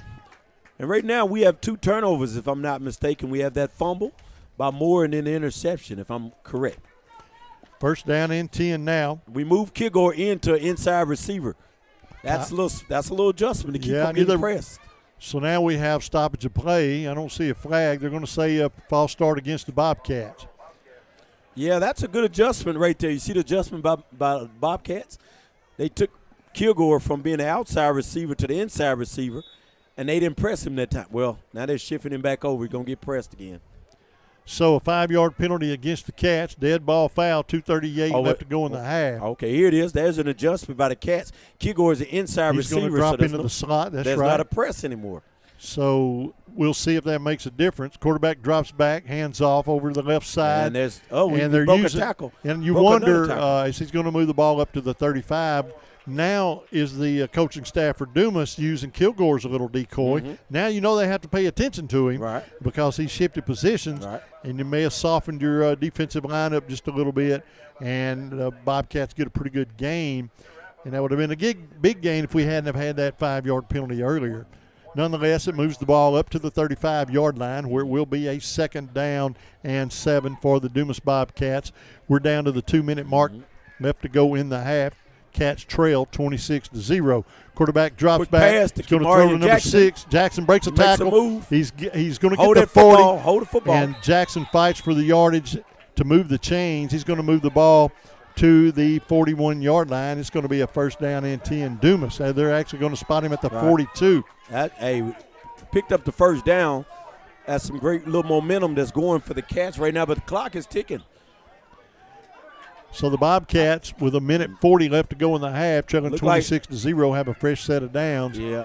But I don't think they're going to be in a big hurry to do anything heroic unless they can get someone that just gets wide open. Yeah, we're not in a hurry. So look like another false start. Yep, false start. We're killing ourselves with false starts. That's another one. And one of the things that I think causes those is we're too slow. Lake Village 27, Star City 7 in the first half. Oh, wow. Yep. I told you Lake Village got some athletes, man. Well, we're going to find out next Friday night. But, they got some athletes, but, Star City is a little down, too. Yep, that's true. You have to, man. Quarterback takes a snap. Go to running back. He's going to hand off to number 3. He's going to break one tackle, drops his shoulder, gets the original line of scrimmage, and they've whistled him down at the original line of scrimmage, the 42-yard line. So it'll be a 3rd down and 10 for the Bobcats. All right. And the crowd thought maybe he didn't hit the turf and had a little running room. I don't think we're trying to score. We're just trying to hold on to the ball to run the clock out. Just need to get another 1st down. You're right. Run this clock out. That's 2nd down and 10. We're going to try to pass here. They're going to go at Kilgore. And it's going to be tipped. The ball was tipped. It was tipped, and it's going to fall incomplete. And Kilgore's frustrated. He's frustrated. Player of the game last week. No touches tonight. Yeah. And so it's going to stop the clock. It's you got to tip your hat to the other side of the football, man. They game plan well to go against our number 1 option. They really did. So Lake Village putting up some points tonight. 27 and it has a lot of game left. Oh wow. We got our hands full. We got a lot of big boy football to play this year. Then you think about Star City, poor Star City. He still got to play Warren, Hamburg, and Monticello. That's right. Oh my. Good gracious. There's a quick pass over there. It's going to be complete, but nothing doing there. Yeah, nothing doing. We're probably going to the half with that one. Yeah, he's going to be down at the original line of scrimmage, 4th down and 10. Monticello called timeout. They want the ball back. They trying to score. Yeah, so Monticello's going to call a timeout, and don't really understand that. But unless they may have somebody dangerous back there. They may try to take a shot here with 25 seconds, and the ball spotted at the 41-yard line. The Bobcats going to have to punt the football away. I believe the first punt tonight for the Bobcats so far. So we're going to see what our punter can do. And you would have to hope, and I don't know, I bet Monticello comes for it. I think they're going to set this up for a block punt. They don't care about a return. No. They don't care if they even touch the football. I think the only reason they won't do is to punt is so they got an opportunity to send everybody and block it. And the last time we punted, remember, we bobbled a snap. Remember? We sure did. That's right, we did punt. And they got back there and got the ball, so they remember that. So, but I expect a lot of pressure here on the punter. I don't even know if they'll drop a deep man. They might. They got the quarterback back there a little bit. And that really surprised me. I figured I would send everybody I had. Look, let him kick the ball if he can kick it, but try to go get it. Well, they've got number 2. They got the quarterback. He's dangerous too. Yeah, they're setting him up. They're setting up now for a return. Right. And I may be thinking too aggressive. I don't know, but the snap is down. Pretty decent punt. Good hang time. He's going to have to fair catch his football. How about that? A quarterback fair catching the ball back there. That tells you he's a pretty good athlete.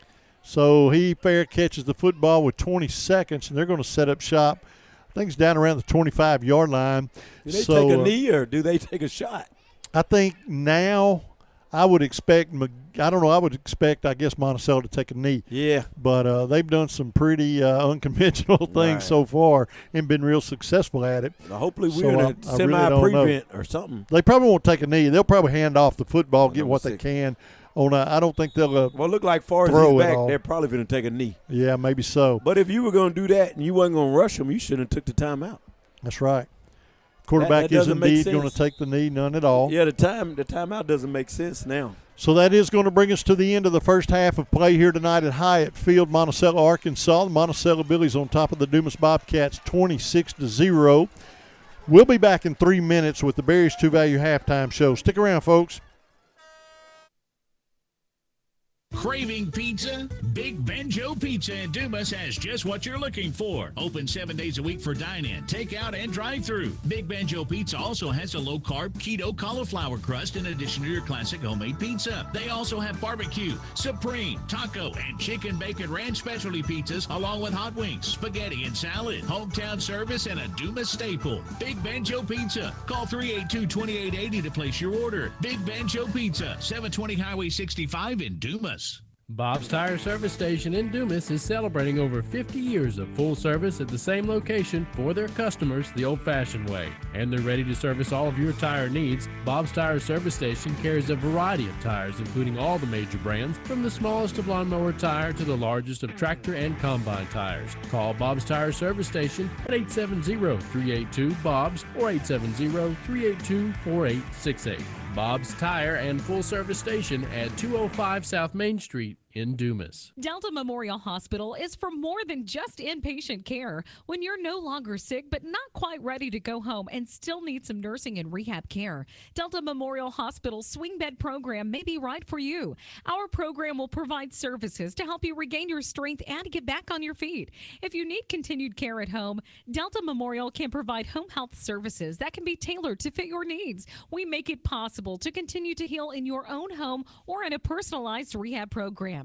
Delta Memorial, caring for you close to home. Pico Food says good luck to all the players, coaches, cheerleaders, and marching bands taking the field tonight. Under the lights, it's not about who's in your path, it's about who's in your huddle. And Pico Foods is a proud teammate and supporter of local communities and the state's agricultural producers. Learn more about how Pico Foods buys direct to support local producers. In Arkansas and Missouri, call David Durham or James Chester, 870-202-7101. In Alabama and Mississippi, call Andrew Parker or John Taylor Hickman at 601-670-9383. Looking for a charming spot to start your day or savor a hearty lunch? Look no further than Pickens Store and Restaurant. Start your Saturday mornings with mouth-watering breakfast selections like crispy bacon, fluffy pancakes, and delicious biscuits and gravy. They even have chocolate gravy. If you're there for lunch, check out Pickens fresh-raised beef burgers, sandwiches, and salads. Plate lunches are available Monday through Friday, and find all your favorites like meatloaf, fried catfish, and smoked chicken. Be sure to leave room for their homemade desserts like coconut pie, chocolate pie, bread pudding, and more. Pickens Store and Restaurant, 122 Pickens Road in Pickens.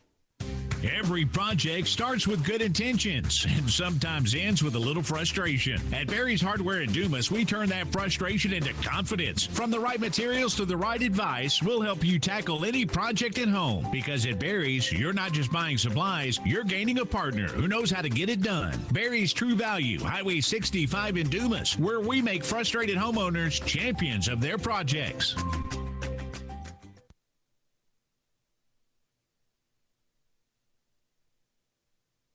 And welcome to the Barry's True Value halftime show tonight, live from Hyatt Field in Monticello, Arkansas, where the Monticello Billies hold a halftime lead over the Dumas Bobcats, 26-0.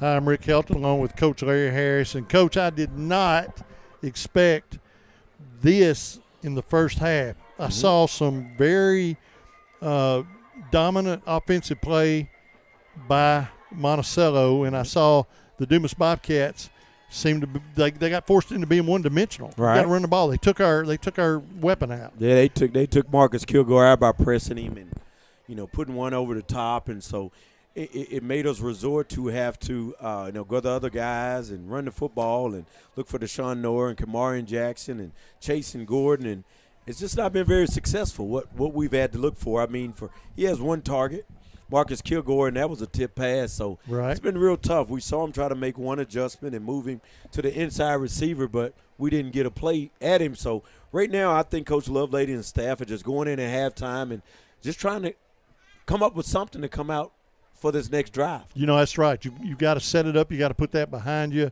Of course, you got to learn from the mistakes you made, but you've got to try to figure out a way now to move the football offensively that they're not thinking about you doing, and they've done that to us in the first half.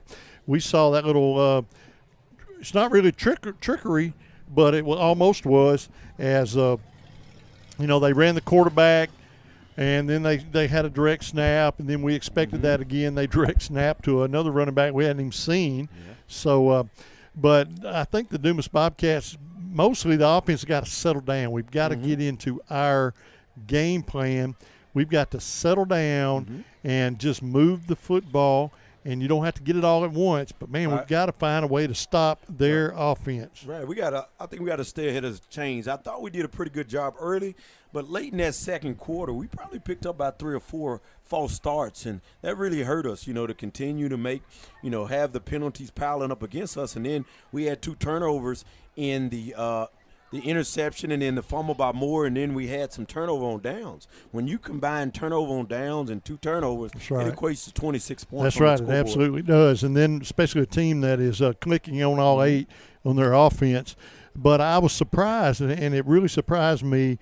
I think this team has read our offense and defended it better than any team we played I agree. This year. Even Hamburg last week didn't defend our offense this well. Right. We, at least, we had 8 last week versus Hamburg, and then the coaches went in and made a great adjustment, and we came straight out of halftime and marched the ball down the field. But right now, I haven't even seen we don't even have any momentum. Nothing positive to say, okay, we caught a couple passes with Noor early, but other than that, it's been non-existent for offense. When you have a player, and we have some really good talent on this football team. That sophomore quarterback he's just gets better every week. Right. But when you have your player that was named player of the game last week, and we have yet to really call his name, period, in this football game, other than a punt return, that means that he's been defended well.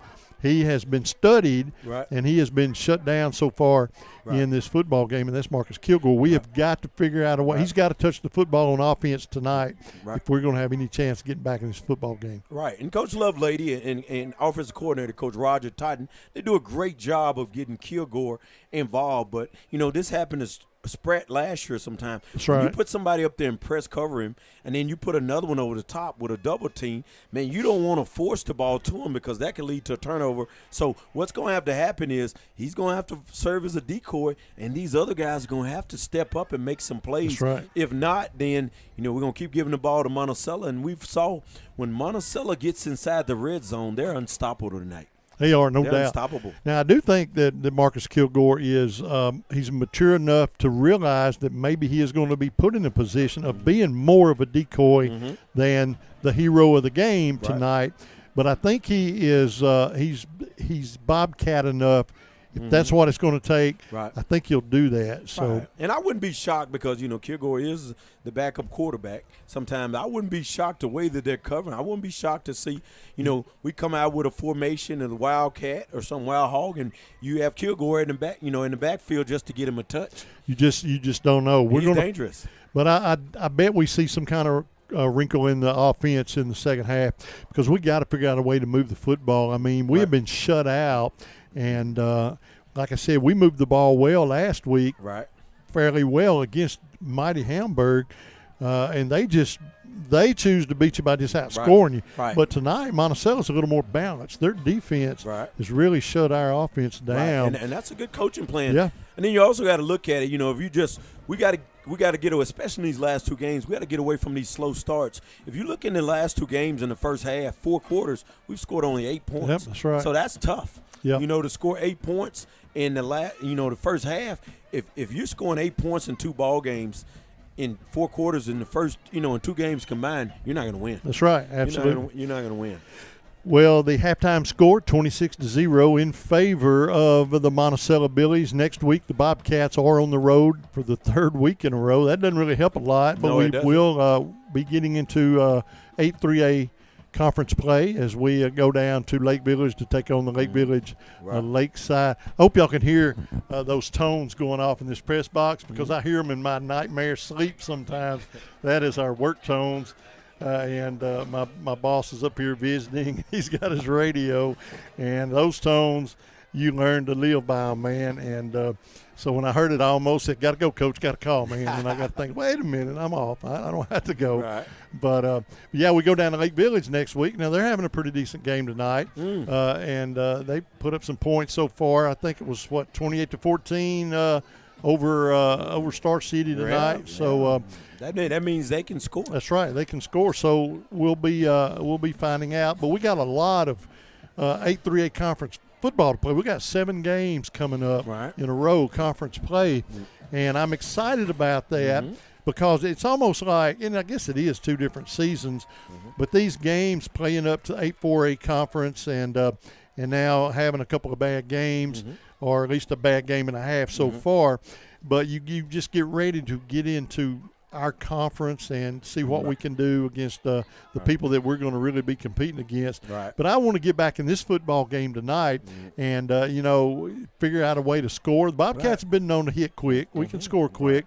And if we can get a couple of touchdowns on this scoreboard, figure something out on defense, maybe create a turnover or 2, we can crawl back in this game. Well, sometimes, like I say, especially Warren does it a lot, and I know I've done it a lot over my years in basketball. Sometimes you put together these tough non-conference schedules. I can remember one year when I had Mike Reddick and some of the Reddick guys, man, we started 0-6 because we had losses to North Little Rock and Bryant and Springdale Harbor and Farmington. But I set it up that way because I knew that we needed those tough competitions because I knew once those games was over, we'd face nothing else that tough. So long story short, we started 0-6. We finished 29-8. What does that tell you? So once we got out of those tough games and got into 3A conference, it paid dividends. And Warren, he does it all the time. There's a lot of times Warren has started 0-3, right?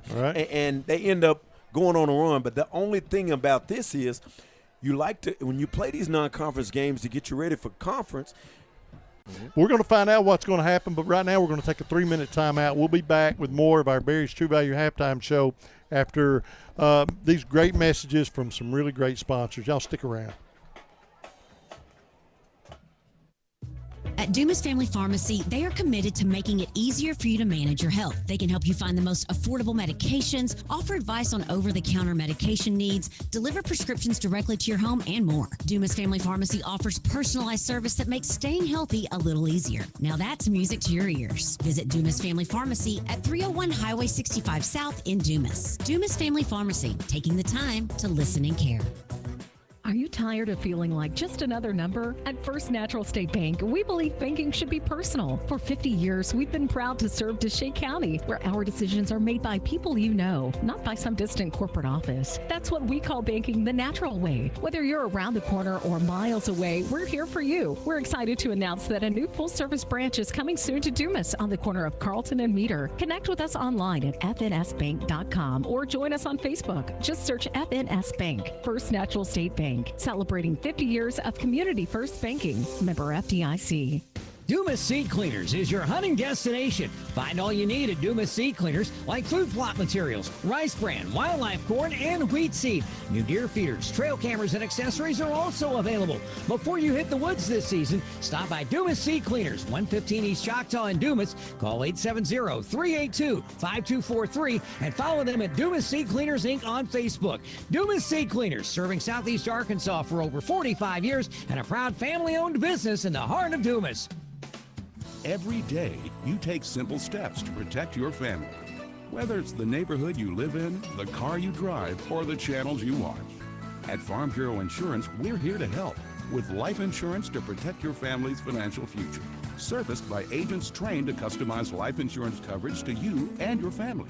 From last expenses to mortgage protection to your children's education to retirement. Your local Farm Bureau Insurance agent is on hand and ready to provide the reassurance and protection you need. Call today for your free no-obligation review for auto, home, and life insurance that's custom-tailored just for you. Call Farm Bureau Agent Grant Shellman or DeShay County Agency Manager Bubba Hudson today at 870-382-4004. Farm Bureau Mutual Insurance Company of Arkansas, Inc. Southern Farm Bureau Casualty Insurance Company. Southern Farm Bureau Life Insurance Company, Jackson, Mississippi. Rattery Pawn and Surplus in Star City is your place to buy, sell, or trade. Need cash fast? Pawn it at Rattery. Looking for hunting gear? Rattery has the area's largest selection of new and used firearms, a full line of ammo, box deer stands, and all the accessories, scopes, slings, and cases. And with Rattery's layaway program, you don't have to wait. Stop in and see Joey and his team at Rattery Pawn and Surplus in Star City. Locally owned, ready for your next hunt, and here when you need cash.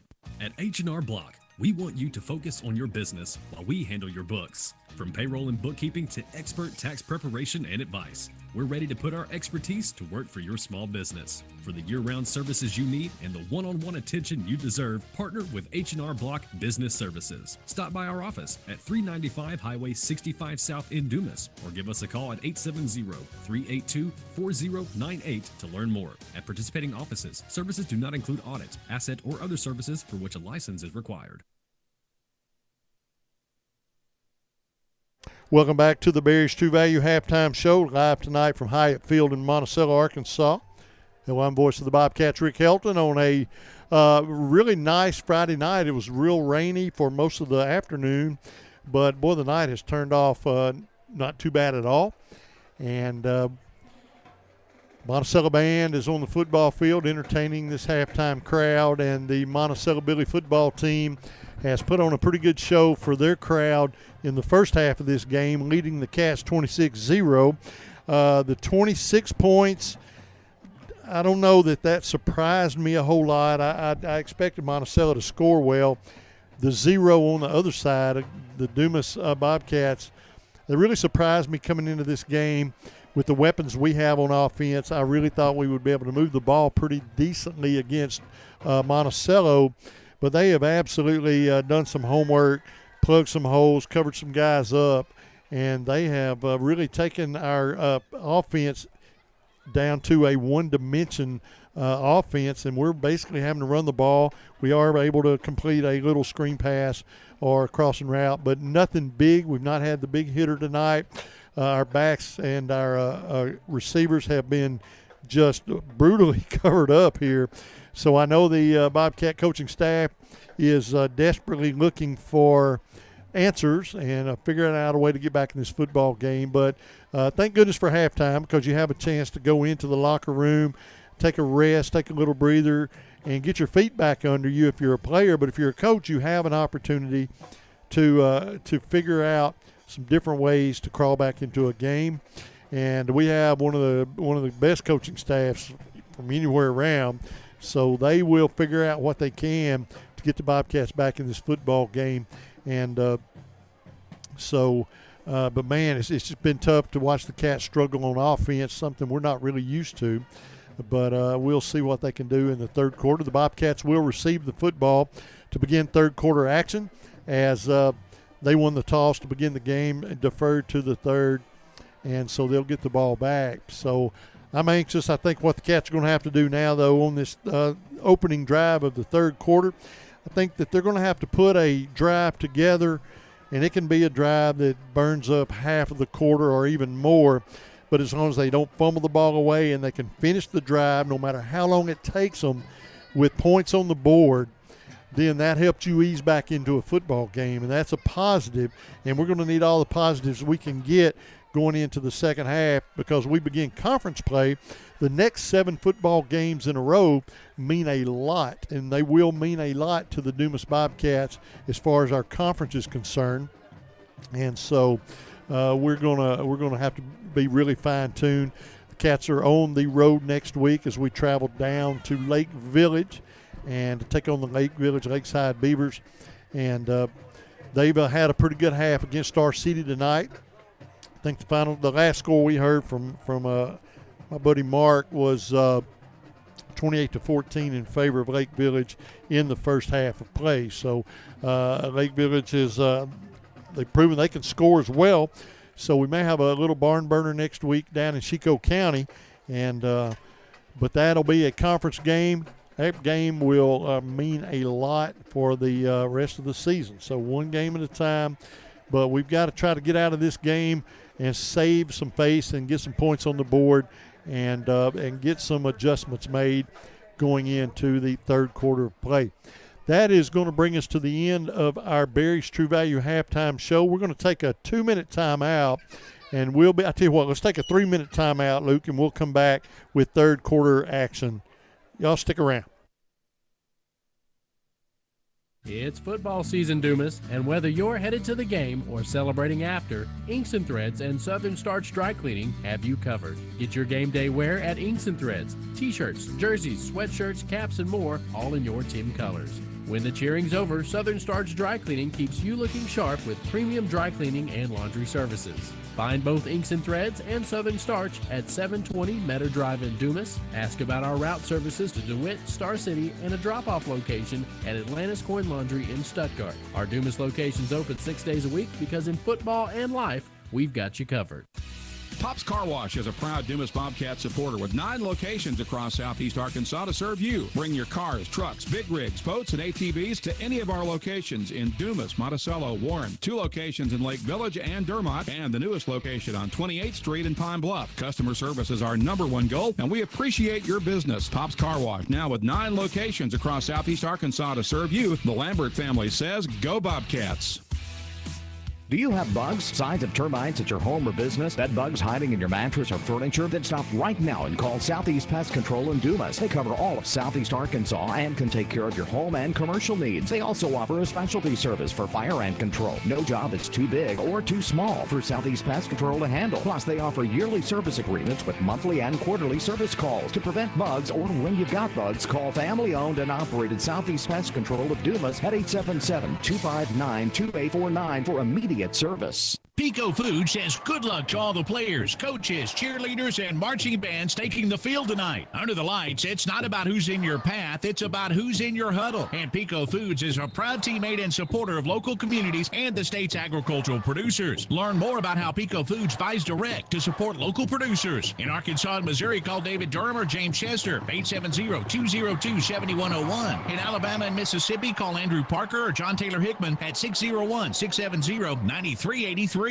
People of the Delta have trusted DePaul Community Health Centers to provide excellent, compassionate care for more than 30 years. DePaul gives children and adults access to high-quality medical care while addressing the overall well-being of each patient. The health center also offers specialties such as behavioral and women's health services and a wellness center where patients can enhance their fitness journey. Call DePaul Community Health Centers today for an appointment to address all of your medical needs. 870-382-3080. That's 870-382-3080.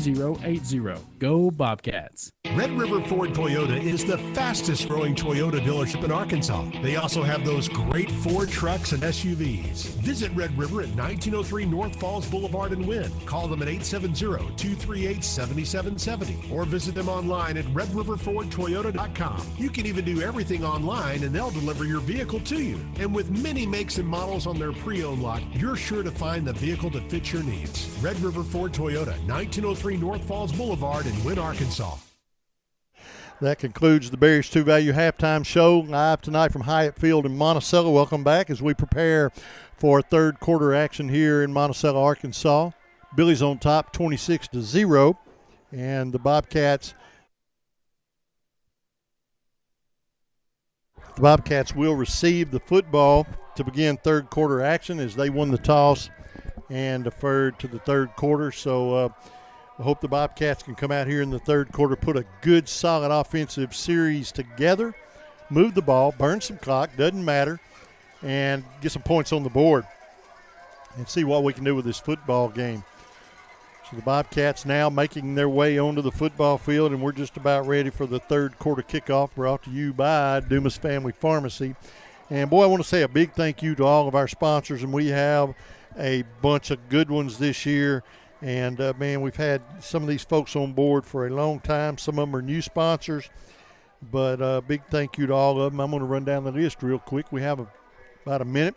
Inks and Threads, Farm Bureau Insurance, Big Banjo Pizza, Barry's True Value, Bob's Tire Service, been around forever, Southeast Pest Control, Dumas Seed Cleaners, DePaul Community Health Services, Pop's Car Wash, Merchants and Farmers Bank, First Natural State Bank, Pick and Store and Restaurant, ASC Property Management, Dumas Family Pharmacy, Delta Memorial, Taylor Steakhouse, and Rattery's Pawn Shop over in Star City, Arkansas. Big thank you to all of our sponsors, and thank you to Joy Rattery, brand new on board with us, and we appreciate he and his staff. Kickoff will be short kick taken at the 24 up to the 25.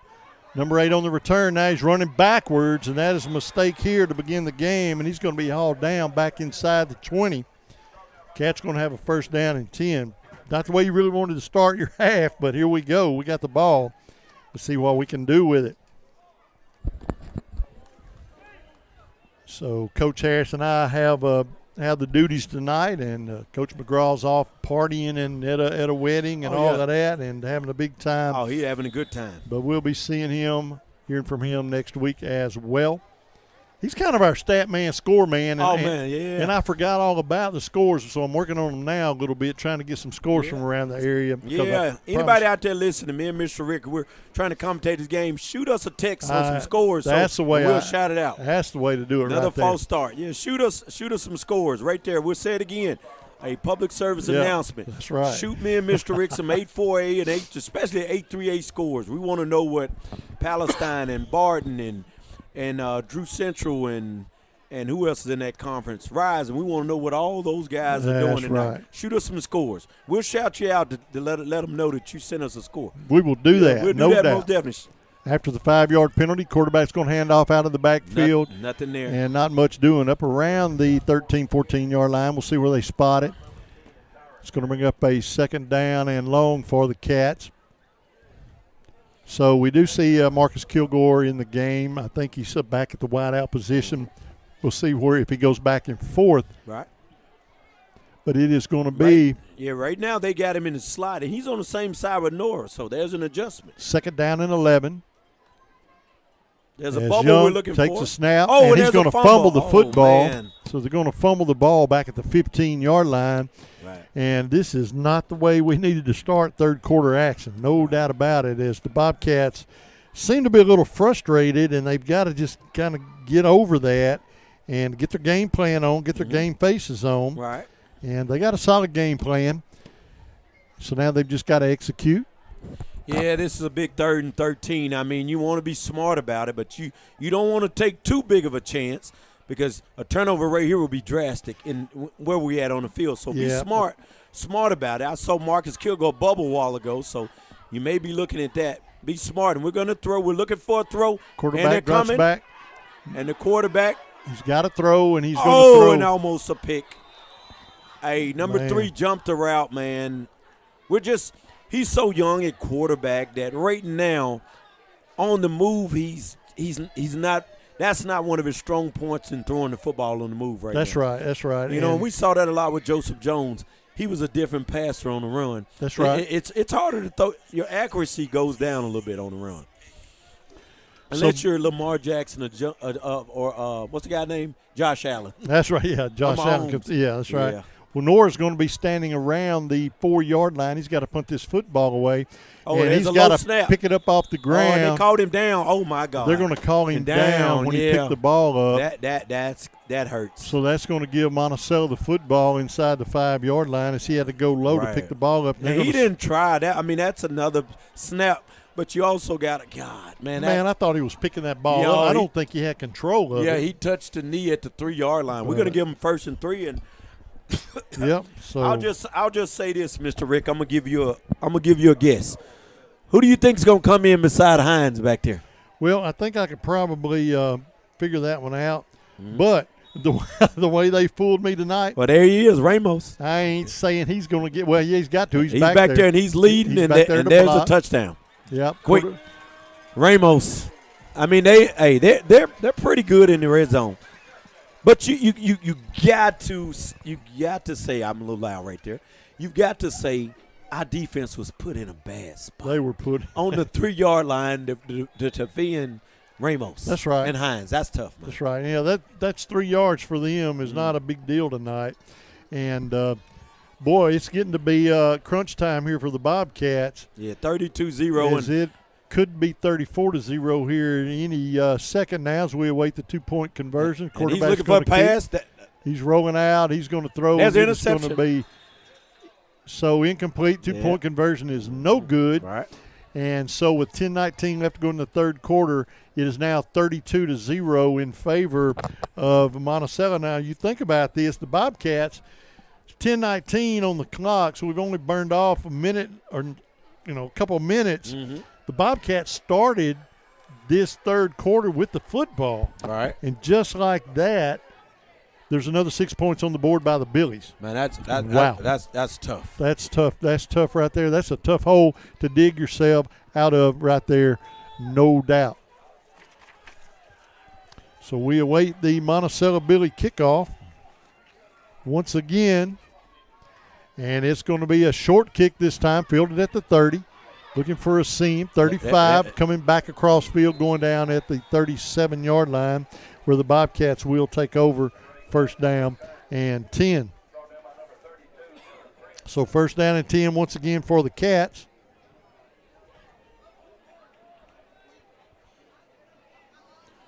We got a McGee DeWitt score. All right, I'm good seeing deal. in the third quarter, DeWitt 13, McGee 0.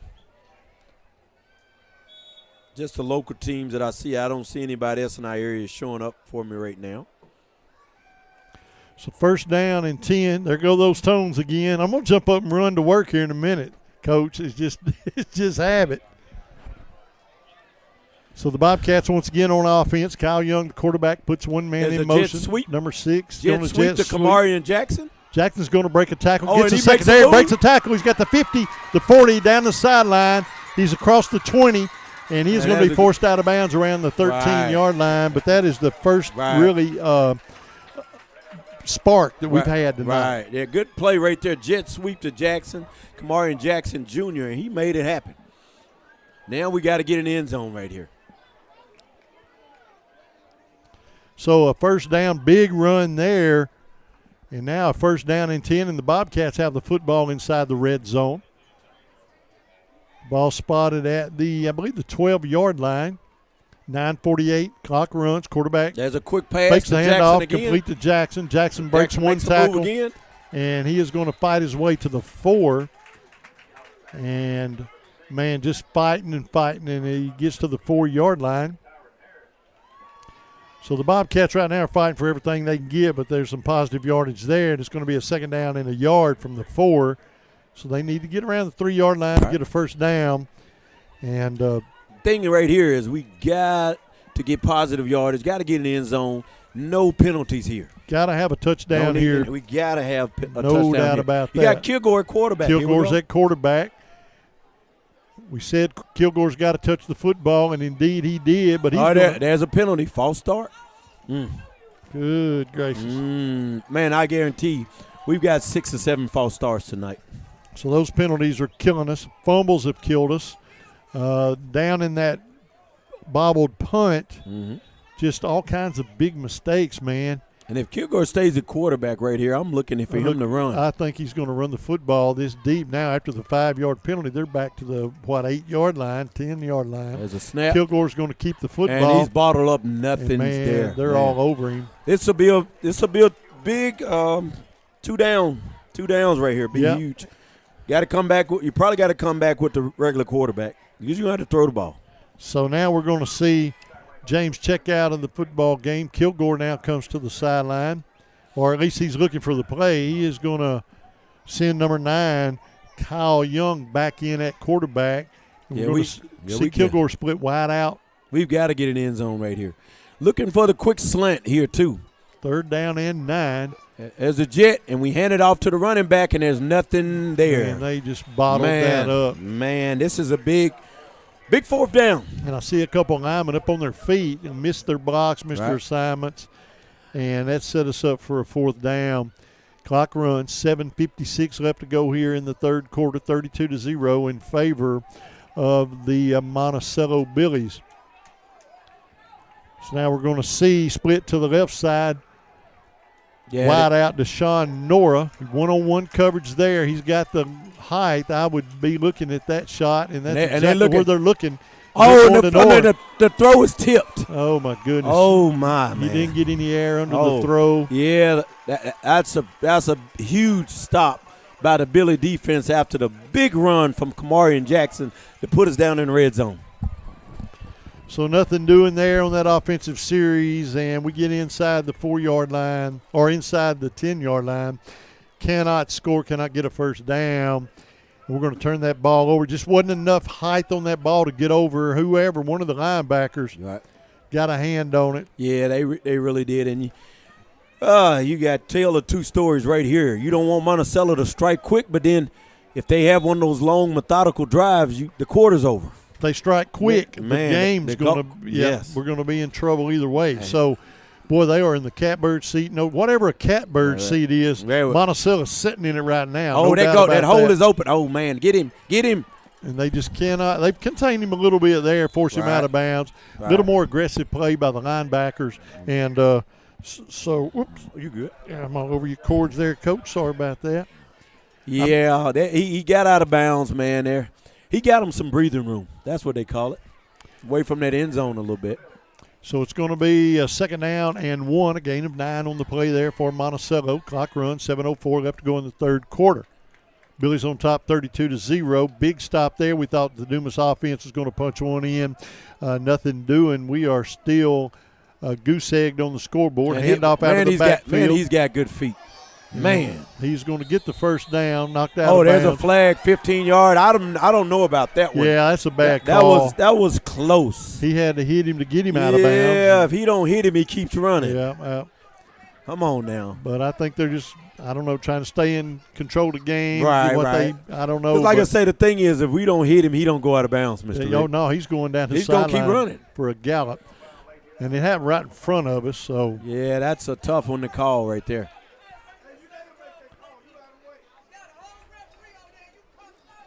And the officials are getting an earful from the crowd. One thing about it, in this stadium, we're sitting right on top of the bleachers and the football field. And I got headsets on, and I heard that. Oh, man, we can hear it all, man. That was pretty awesome. Yeah, we can hear it. So it is 1st down and 10 from the 40-yard line for the Monticello Billies with 6:45 left to go in the 3rd quarter, 32-0 in favor of the blue team. Quarterback takes a snap. When he's open. Rolls to the right. Get on him, get him. Quarterback's going to run, picks up a late block down the far sideline. He's going to get inside Dumas territory. I'm glad we flushed him out because 27 ran a corner route, and he was open. Man. But the quarterback, nonetheless, is going to chew up just tons of yardage, and he's going to move the ball down to the 45-yard line of the Dumas Bobcats for a 1st down and 10. Now, they started this drive somewhere around the 10-yard line, and now they're up here to the 45 of Dumas, moving the ball well with 6:20 left to go in the quarter. Yeah, and that clock is ticking. So the Monticello Billies come to the line. Once again, we've said that a lot tonight. They have had that ball a lot tonight.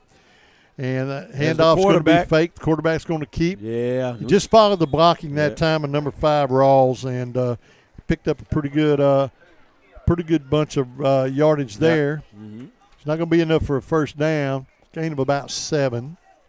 So it's going to bring up a second down for Monticello.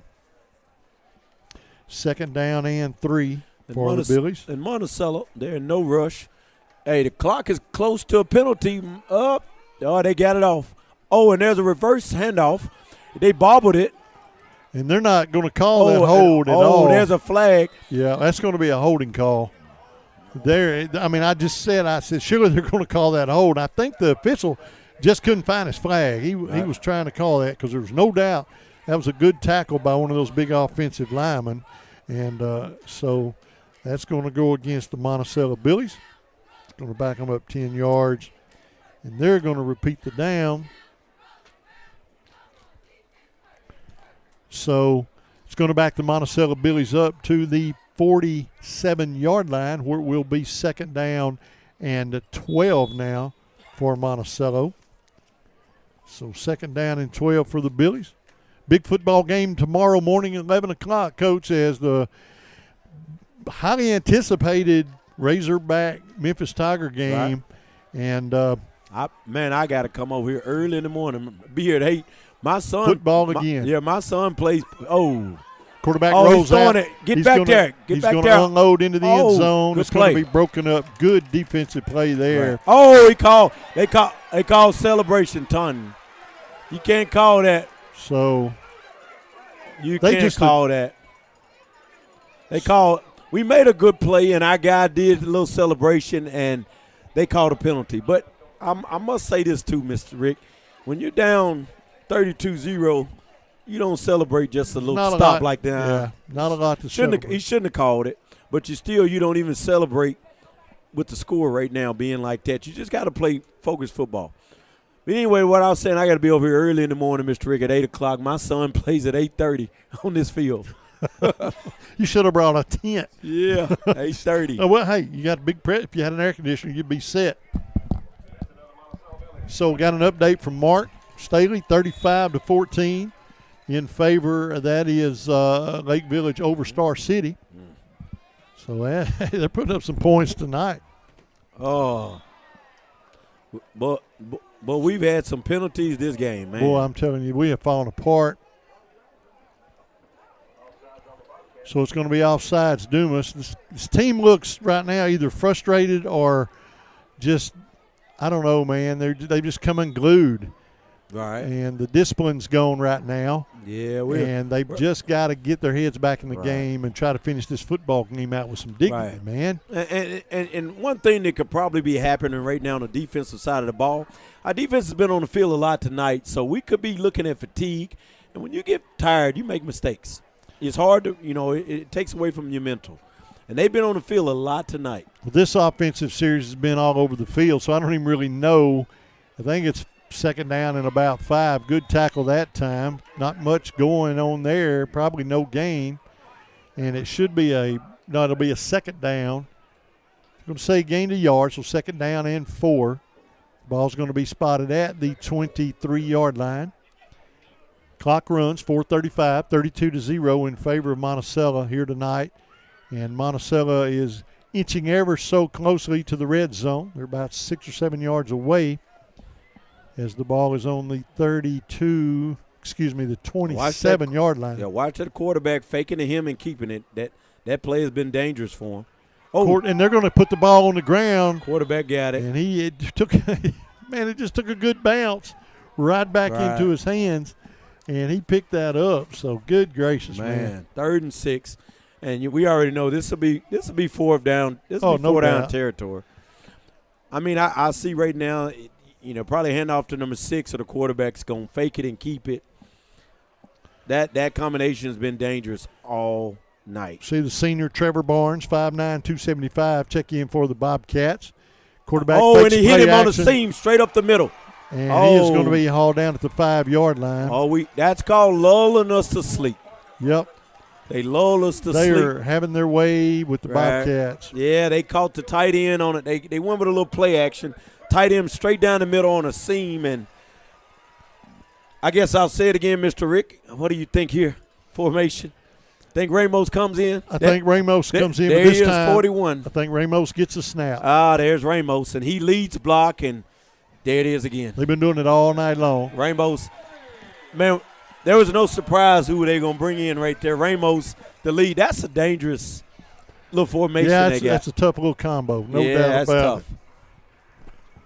Tough little combo, and they are on the scoreboard. It's 38-0. And they probably marched the ball down the field 90 yards just then. And we're going to saddle up in this game is fixing to soon. Yep. They marched the ball down the field 90 yards. About 90 yards, that's 90. correct. They're going to line up for the two-point However you want conversion. to say it, 90, 90. 90. I've never put a T in 90. There's never been a T in that word, 90. Can't say it. But you're going to tune in, audience. You better tune in quick because this clock is about to run. Yep, they're going to attempt the point after. Number 7 is in to kick. That's Park. Low hold. He gets a snap. He gets the hold down. Low snap. And the point after is good. So with 3:15 on the clock in the third quarter, it's 39-0 in favor of Monticello. We'll take a 30-second timeout. We'll be right back.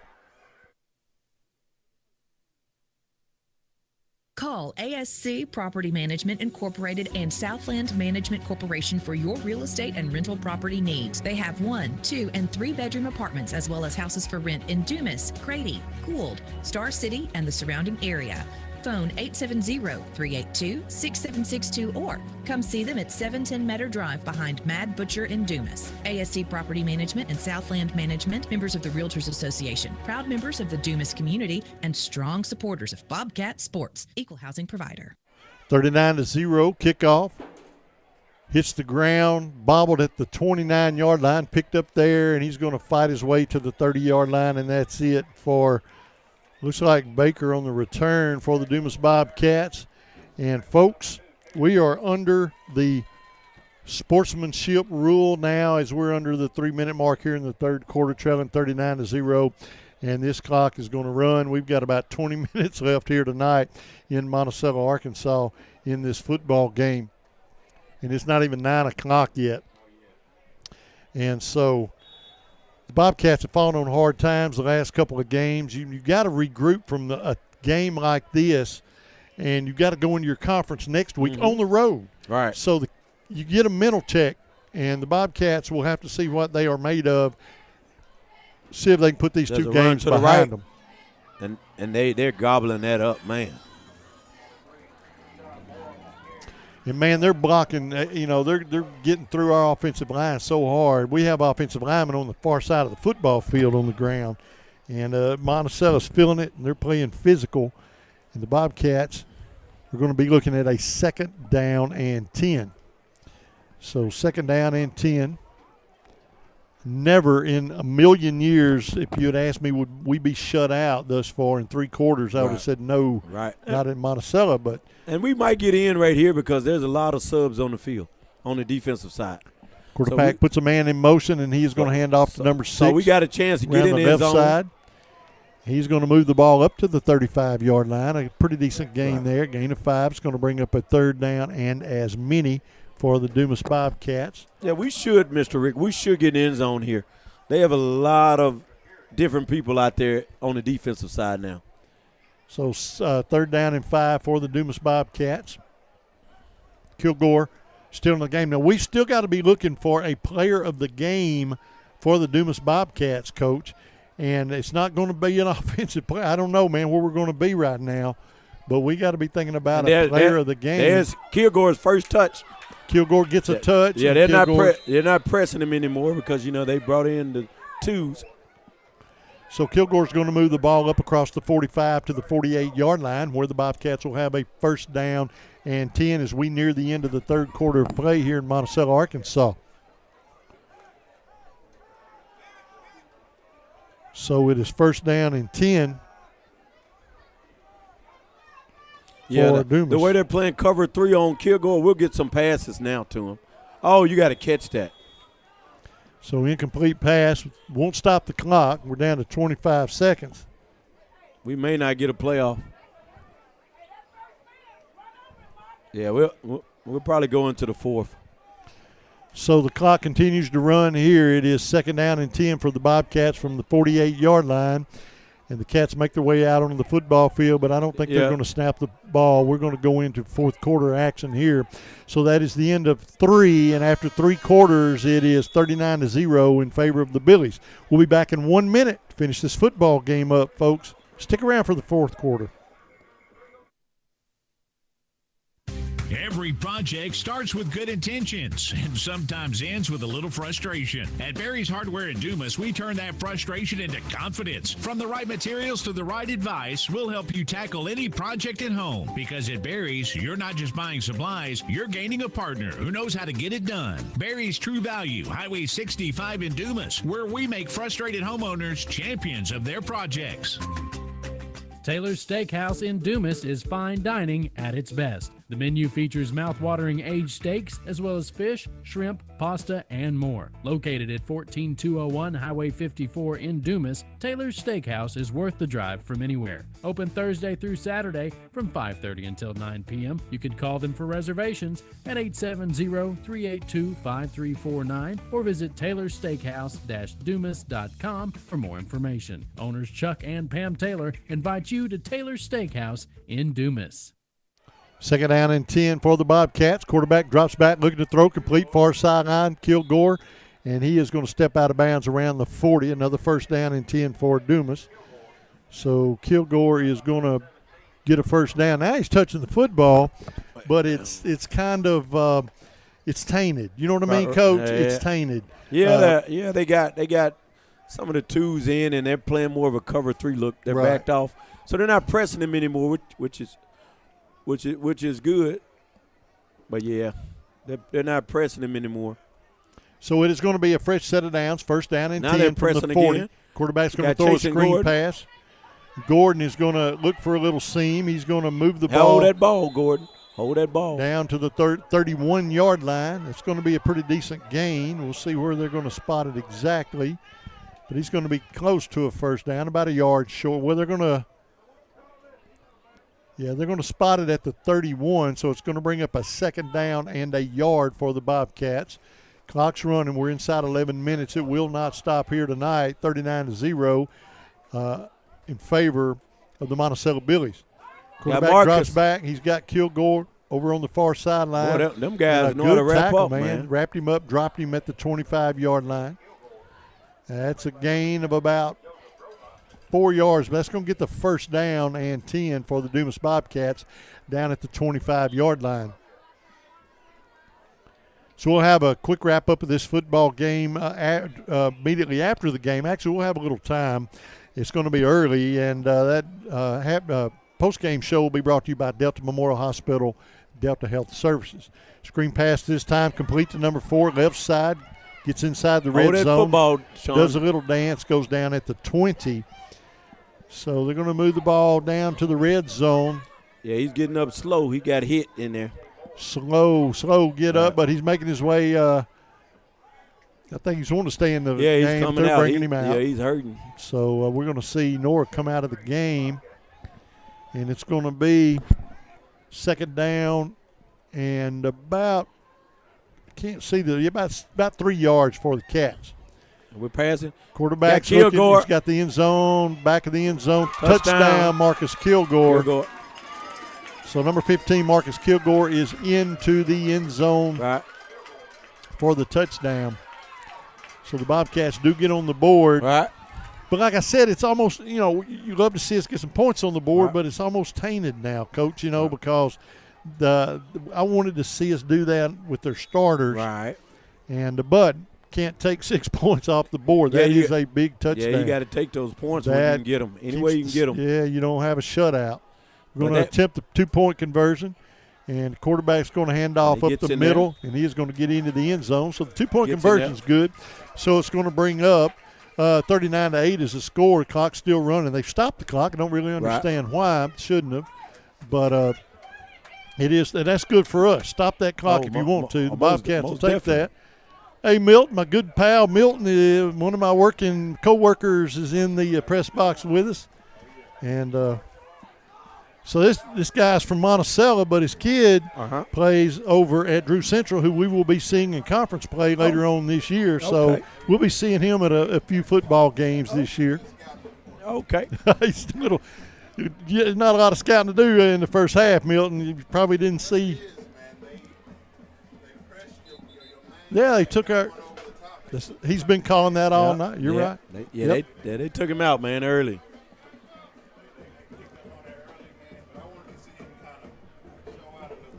Yep. So they've changed the mercy rule, obviously, in football. Once the Bobcats score, they stop the clock. So 9:25 left to go in the fourth quarter. The clock is stopped, and that plays in favor of the Dumas Bobcats. That gives us a little time to get a couple more touchdowns on the board. And I don't think Monticello expected that. Right. And but the clock has stopped with 9:25. Now there's a timeout on the field to boot. So let's take a 1-minute timeout. We'll be right back. Craving pizza? Big Benjo Pizza in Dumas has just what you're looking for. Open 7 days a week for dine-in, takeout, and drive-through. Big Benjo Pizza also has a low-carb keto cauliflower crust in addition to your classic homemade pizza. They also have barbecue, supreme, taco, and chicken bacon ranch specialty pizzas, along with hot wings, spaghetti, and salad. Hometown service and a Dumas staple. Big Benjo Pizza. Call 382-2880 to place your order. Big Benjo Pizza, 720 Highway 65 in Dumas. As a community bank, Merchants and Farmers is closely tied to the businesses, organizations, and most importantly, to the people in the communities it serves. We have been since 1909. We offer the big bank products, but are small bank friendly. We're dedicated to providing great customer service, all the while getting to know our customers. Hence our motto, building relationships one customer at a time. We'd like to invite you to be next. Stop in today to see why your experience here matters. Merchants and Farmers Bank of Dumas. Member FDIC. The onside kick was recovered by the Monticello Billies. Kickoff brought to you by Dumas Family Pharmacy. Now the clock runs, and now the clock has stopped again. So I guess there is, which is good. It's good for the Bobcats. So there is no sportsmanship rule now, I assume. So and they've got in their other quarterback and running back, so that's a good thing. So I don't know if Monticello wanted to – I don't understand if Monticello just wants to stretch the game out, try to score another 3 or 4 touchdowns. I don't really see the point of that in a non-conference game. And when you are clearly under the sportsmanship rule. The clock is running now. Yeah, they whistled it started, so we'll see. Quarterback's going to hand off to number 23 out of the backfield. Maybe it stops in the change of possessions or something. Yeah, unless they change the rule, it is only supposed to stop for an injury timeout or a called timeout or a quarter change. So, but it's running now. Second down. There's a gain of about 2 yards on the play down to the 45-yard line. So it's second down and 8 for Monticello.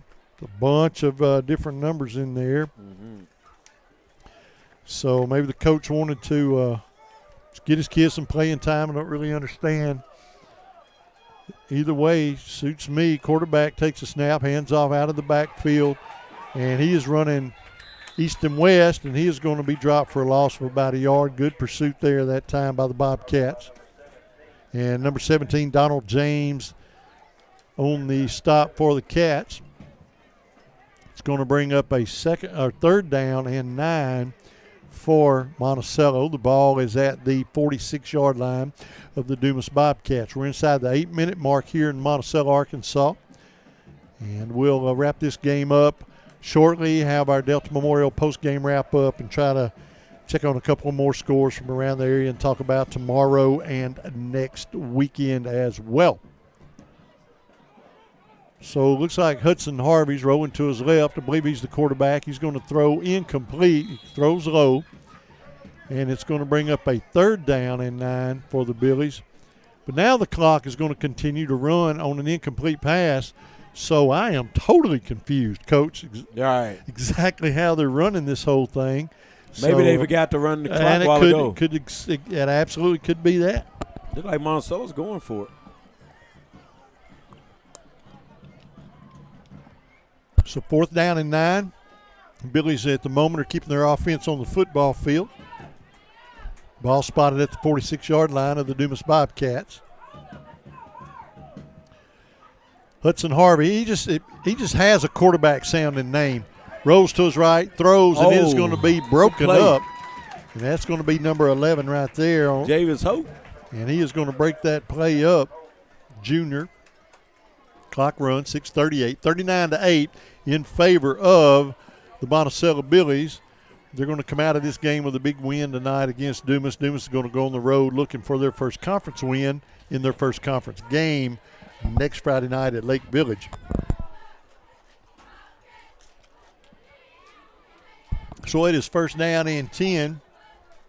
The ball spotted at the 46-yard line. We should score again right here. So Kyle Young brings his team to the line, splits one receiver. That's Gordon to the left side of the field, Twins to the right. Inside the 6-minute mark. Quarterback's going to throw a little screen. He's going to throw behind the intended receiver, Gordon, and it's going to fall incomplete. It's going to be a 2nd down and 10.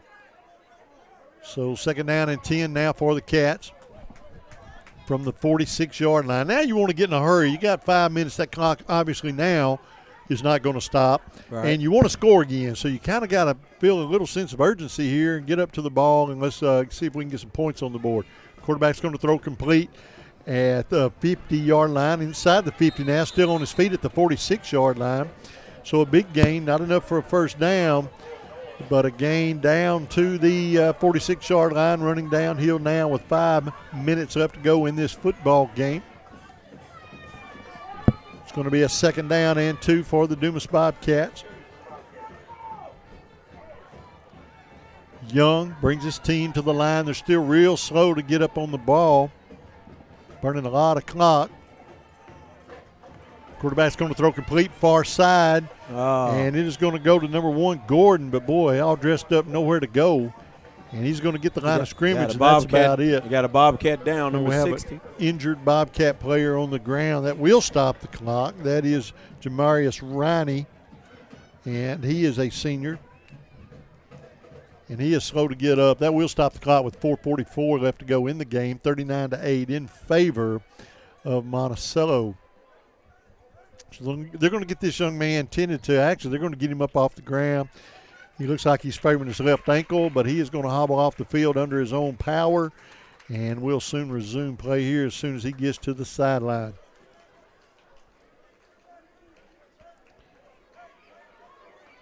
So it's going to be 4th down and 2 for the Bobcats. So the Bobcats now just trying to figure out a way to score one more time in this football game. Just trying to find anything you can do positive now this late in the game when you've been beaten like this. So you're really looking just for something to come out of here positive. I'm really excited to get into conference play. And but, boy, the defense really did a good job of taking Kilgore out of this game, man. Quarterback's going long, and it is going to be incomplete. Intended receiver, was all wrapped up. And that ball's going over on downs to the Monticello Billies once again. So the Billies will take over 1st and 10. I almost thought we was going to give it to Moore and get that 1st down to get us a couple more downs. Nothing doing there, so the Billies will take over 1st down and 10. The ball will be at their own 46-yard line, and we'll get underway under 4 minutes to go in this contest. And we probably won't, unless something crazy happens, we probably won't touch the ball again. I would doubt it very seriously. If we do, it'll be late. So Lake Village has pulled out to a 41-14 lead over Star City. Wow. Got a little stat man, Mark Staley, down there hooking us up with some scores. Oh, man, he's doing it, man. We do appreciate it because that's a team we got to face next week. Right, and put up 41. We beat Lake. What did we put? Oh, we put up 39. We beat them 39-0, and they put up 41. So that tells you they can score some points. They sure can. 6 minutes left. Man, that's Bulldog Nation. Ooh, it's tough down there, man. Because they, like I said, Star City still has to see Monticello, DeWitt, Warren, and Hamburg. That's tough, man. That's brutal, man. That is brutal. That's brutal. A tough schedule for Monticello this year. Ooh, that's brutal. A brand new head coach, and he's like, thank you, football gods. Man, that's brutal. Yep, but they got it. They got really got a field they've got to plow, you know. Right. We've got some defense we've got to play right here. We got to try to keep these Billies from scoring again, as we're just about ready to get underway. There's been some kind of equipment timeout. Kind of got behind me. I didn't see it happening. And so the clock has stopped with 3:50 as the Monticello Billies now come up to the line with a first down and 10 from their own 46-yard line. So I guess they'll start the clock on the snap. Quarterback takes That's a big old running back. He's going to hand off to 38 out of the backfield, and he's going to rumble up to the 49-yard line. Look at him. About two, maybe three. That's a big running back. Yeah, I'm looking for my 5'11", Caleb Fisher, 5'11", junior, 245. It's a pretty good size young man. Yeah, he's a big running back. He's going to move the ball up to midfield, so it's going to bring up a second down and 6 for the Monticello Billies. They lead the Cats 39-8. With 3 minutes and 20 seconds left to go. That's a big old game. boy. Ooh, wee. Man, he's running that ball. He's big. 38, breaks a tackle, breaks a tackle, breaks a tackle. That's a big old boy. Woo. And he's still on his feet all the way down inside the red zone, near the 15. Now, that's a big boy. 245. So a 245-pound running back. And you wonder how they can hold somebody like that in their back pocket. Haven't needed him all game. Right. You know? He's big as the lineman. He's bumbling and stumbling, as they say. As big as he is, they have not needed him tonight. He had to take a breather there. Man. We're down to 2:44 left to go in the contest, 39-8. Cats are going to drop. Another tough one tonight. Big loss here on the road. This quarterback's going to hand off this time to number 23 out of the backfield. Takes a pretty good lick, but he falls forward across the 15, so pretty decent gain there for the Billies. And now you just hope that the Bobcats can keep them out of the end zone in the next 2 minutes. But, boy, they're moving the ball well. The ball is going to be spotted at the 14-yard line of the Dumas Bobcats. It's going to be a second down and 7 for Monticello. Cats desperately need to make a big stop here as we're under the 2-minute mark. Quarterback's going to hand off to number 23, and he is going to be hauled down after no gain, back up to the line of scrimmage, or down to the line of scrimmage. And the clock continues to run. So we've got a minute 42 left to go in this contest, and this one will be in the books, and the Bobcats will be getting ready to get into conference play next Friday night. Yeah, we got something serious down there. We got paramedics and a stretcher. Yep. Down there on Dumas sideline. Must be number 60. He came out with that ankle. I hope he didn't. Quick toss out to the side. They got that covered up. Yeah, he's covered up. So he is going to be dropped for no gain on the play. He may have lost a yard or so. So Jones on the tackle. I thought the guy had hurt his ankle, hopped off. He must have really hurt it. I guess so. Yeah, they brought the EMS crew in. We're inside the minute mark, 4th down and 6. Bobcat defense needs to make this stop right here, get out of this ball game. There's that big running back. I bet he's going to touch that ball. It's 39-8. We need to keep it there. We do not let him I bet he's score, running that ball. But he is definitely going to get his number called. 38, there's a 5-yard penalty. But he was moving a little bit. There's going to be procedure, so that's going to burn a lot of the clock off. And they'll probably only get to snap it one more time, as they're going to have to back them up on that 5-yard penalty. Somebody does a push-up. Yep, they're doing their push-ups. As long as they get it done with their snap clock, they're good to go. So we know who was moving on offense. Oh, they tell them to come on. They're not going to snap it. So that's going to bring us to the end of this football game tonight at Hyatt Field, Monticello, Arkansas. And, boy, the Monticello Billies had a good game, a good showing here, and they defeat the Dumas Bobcats. Final score tonight, 39-8. Coach, tough loss here for the Cats. Oh, yeah, that was a tough one. Saddle up now and get on the road. 39-8. We'll take a 3-minute timeout. And on your drive home, tune in to 106.9. Listen to the ball game or listen to the post-game show on the radio as you're driving home. So that's 106.9 FM. If you're sitting at home hearing us, you can text whoever's at the game and tell them, hey, tune into the radio and listen to the post-game show. We'll be back in 3 minutes. Bob's Tire Service Station in Dumas is celebrating over 50 years of full service at the same location for their customers the old-fashioned way. And they're ready to service all of your tire needs. Bob's Tire Service Station carries a variety of tires, including all the major brands, from the smallest of lawnmower tire to the largest of tractor and combine tires. Call Bob's Tire Service Station at 870-382-BOBS or 870-382-4868. Bob's Tire and Full Service Station at 205 South Main Street in Dumas. Delta Memorial Hospital is for more than just inpatient care. When you're no longer sick but not quite ready to go home and still need some nursing and rehab care, Delta Memorial Hospital's swing bed program may be right for you. Our program will provide services to help you regain your strength and get back on your feet. If you need continued care at home, Delta Memorial can provide home health services that can be tailored to fit your needs. We make it possible to continue to heal in your own home or in a personalized rehab program.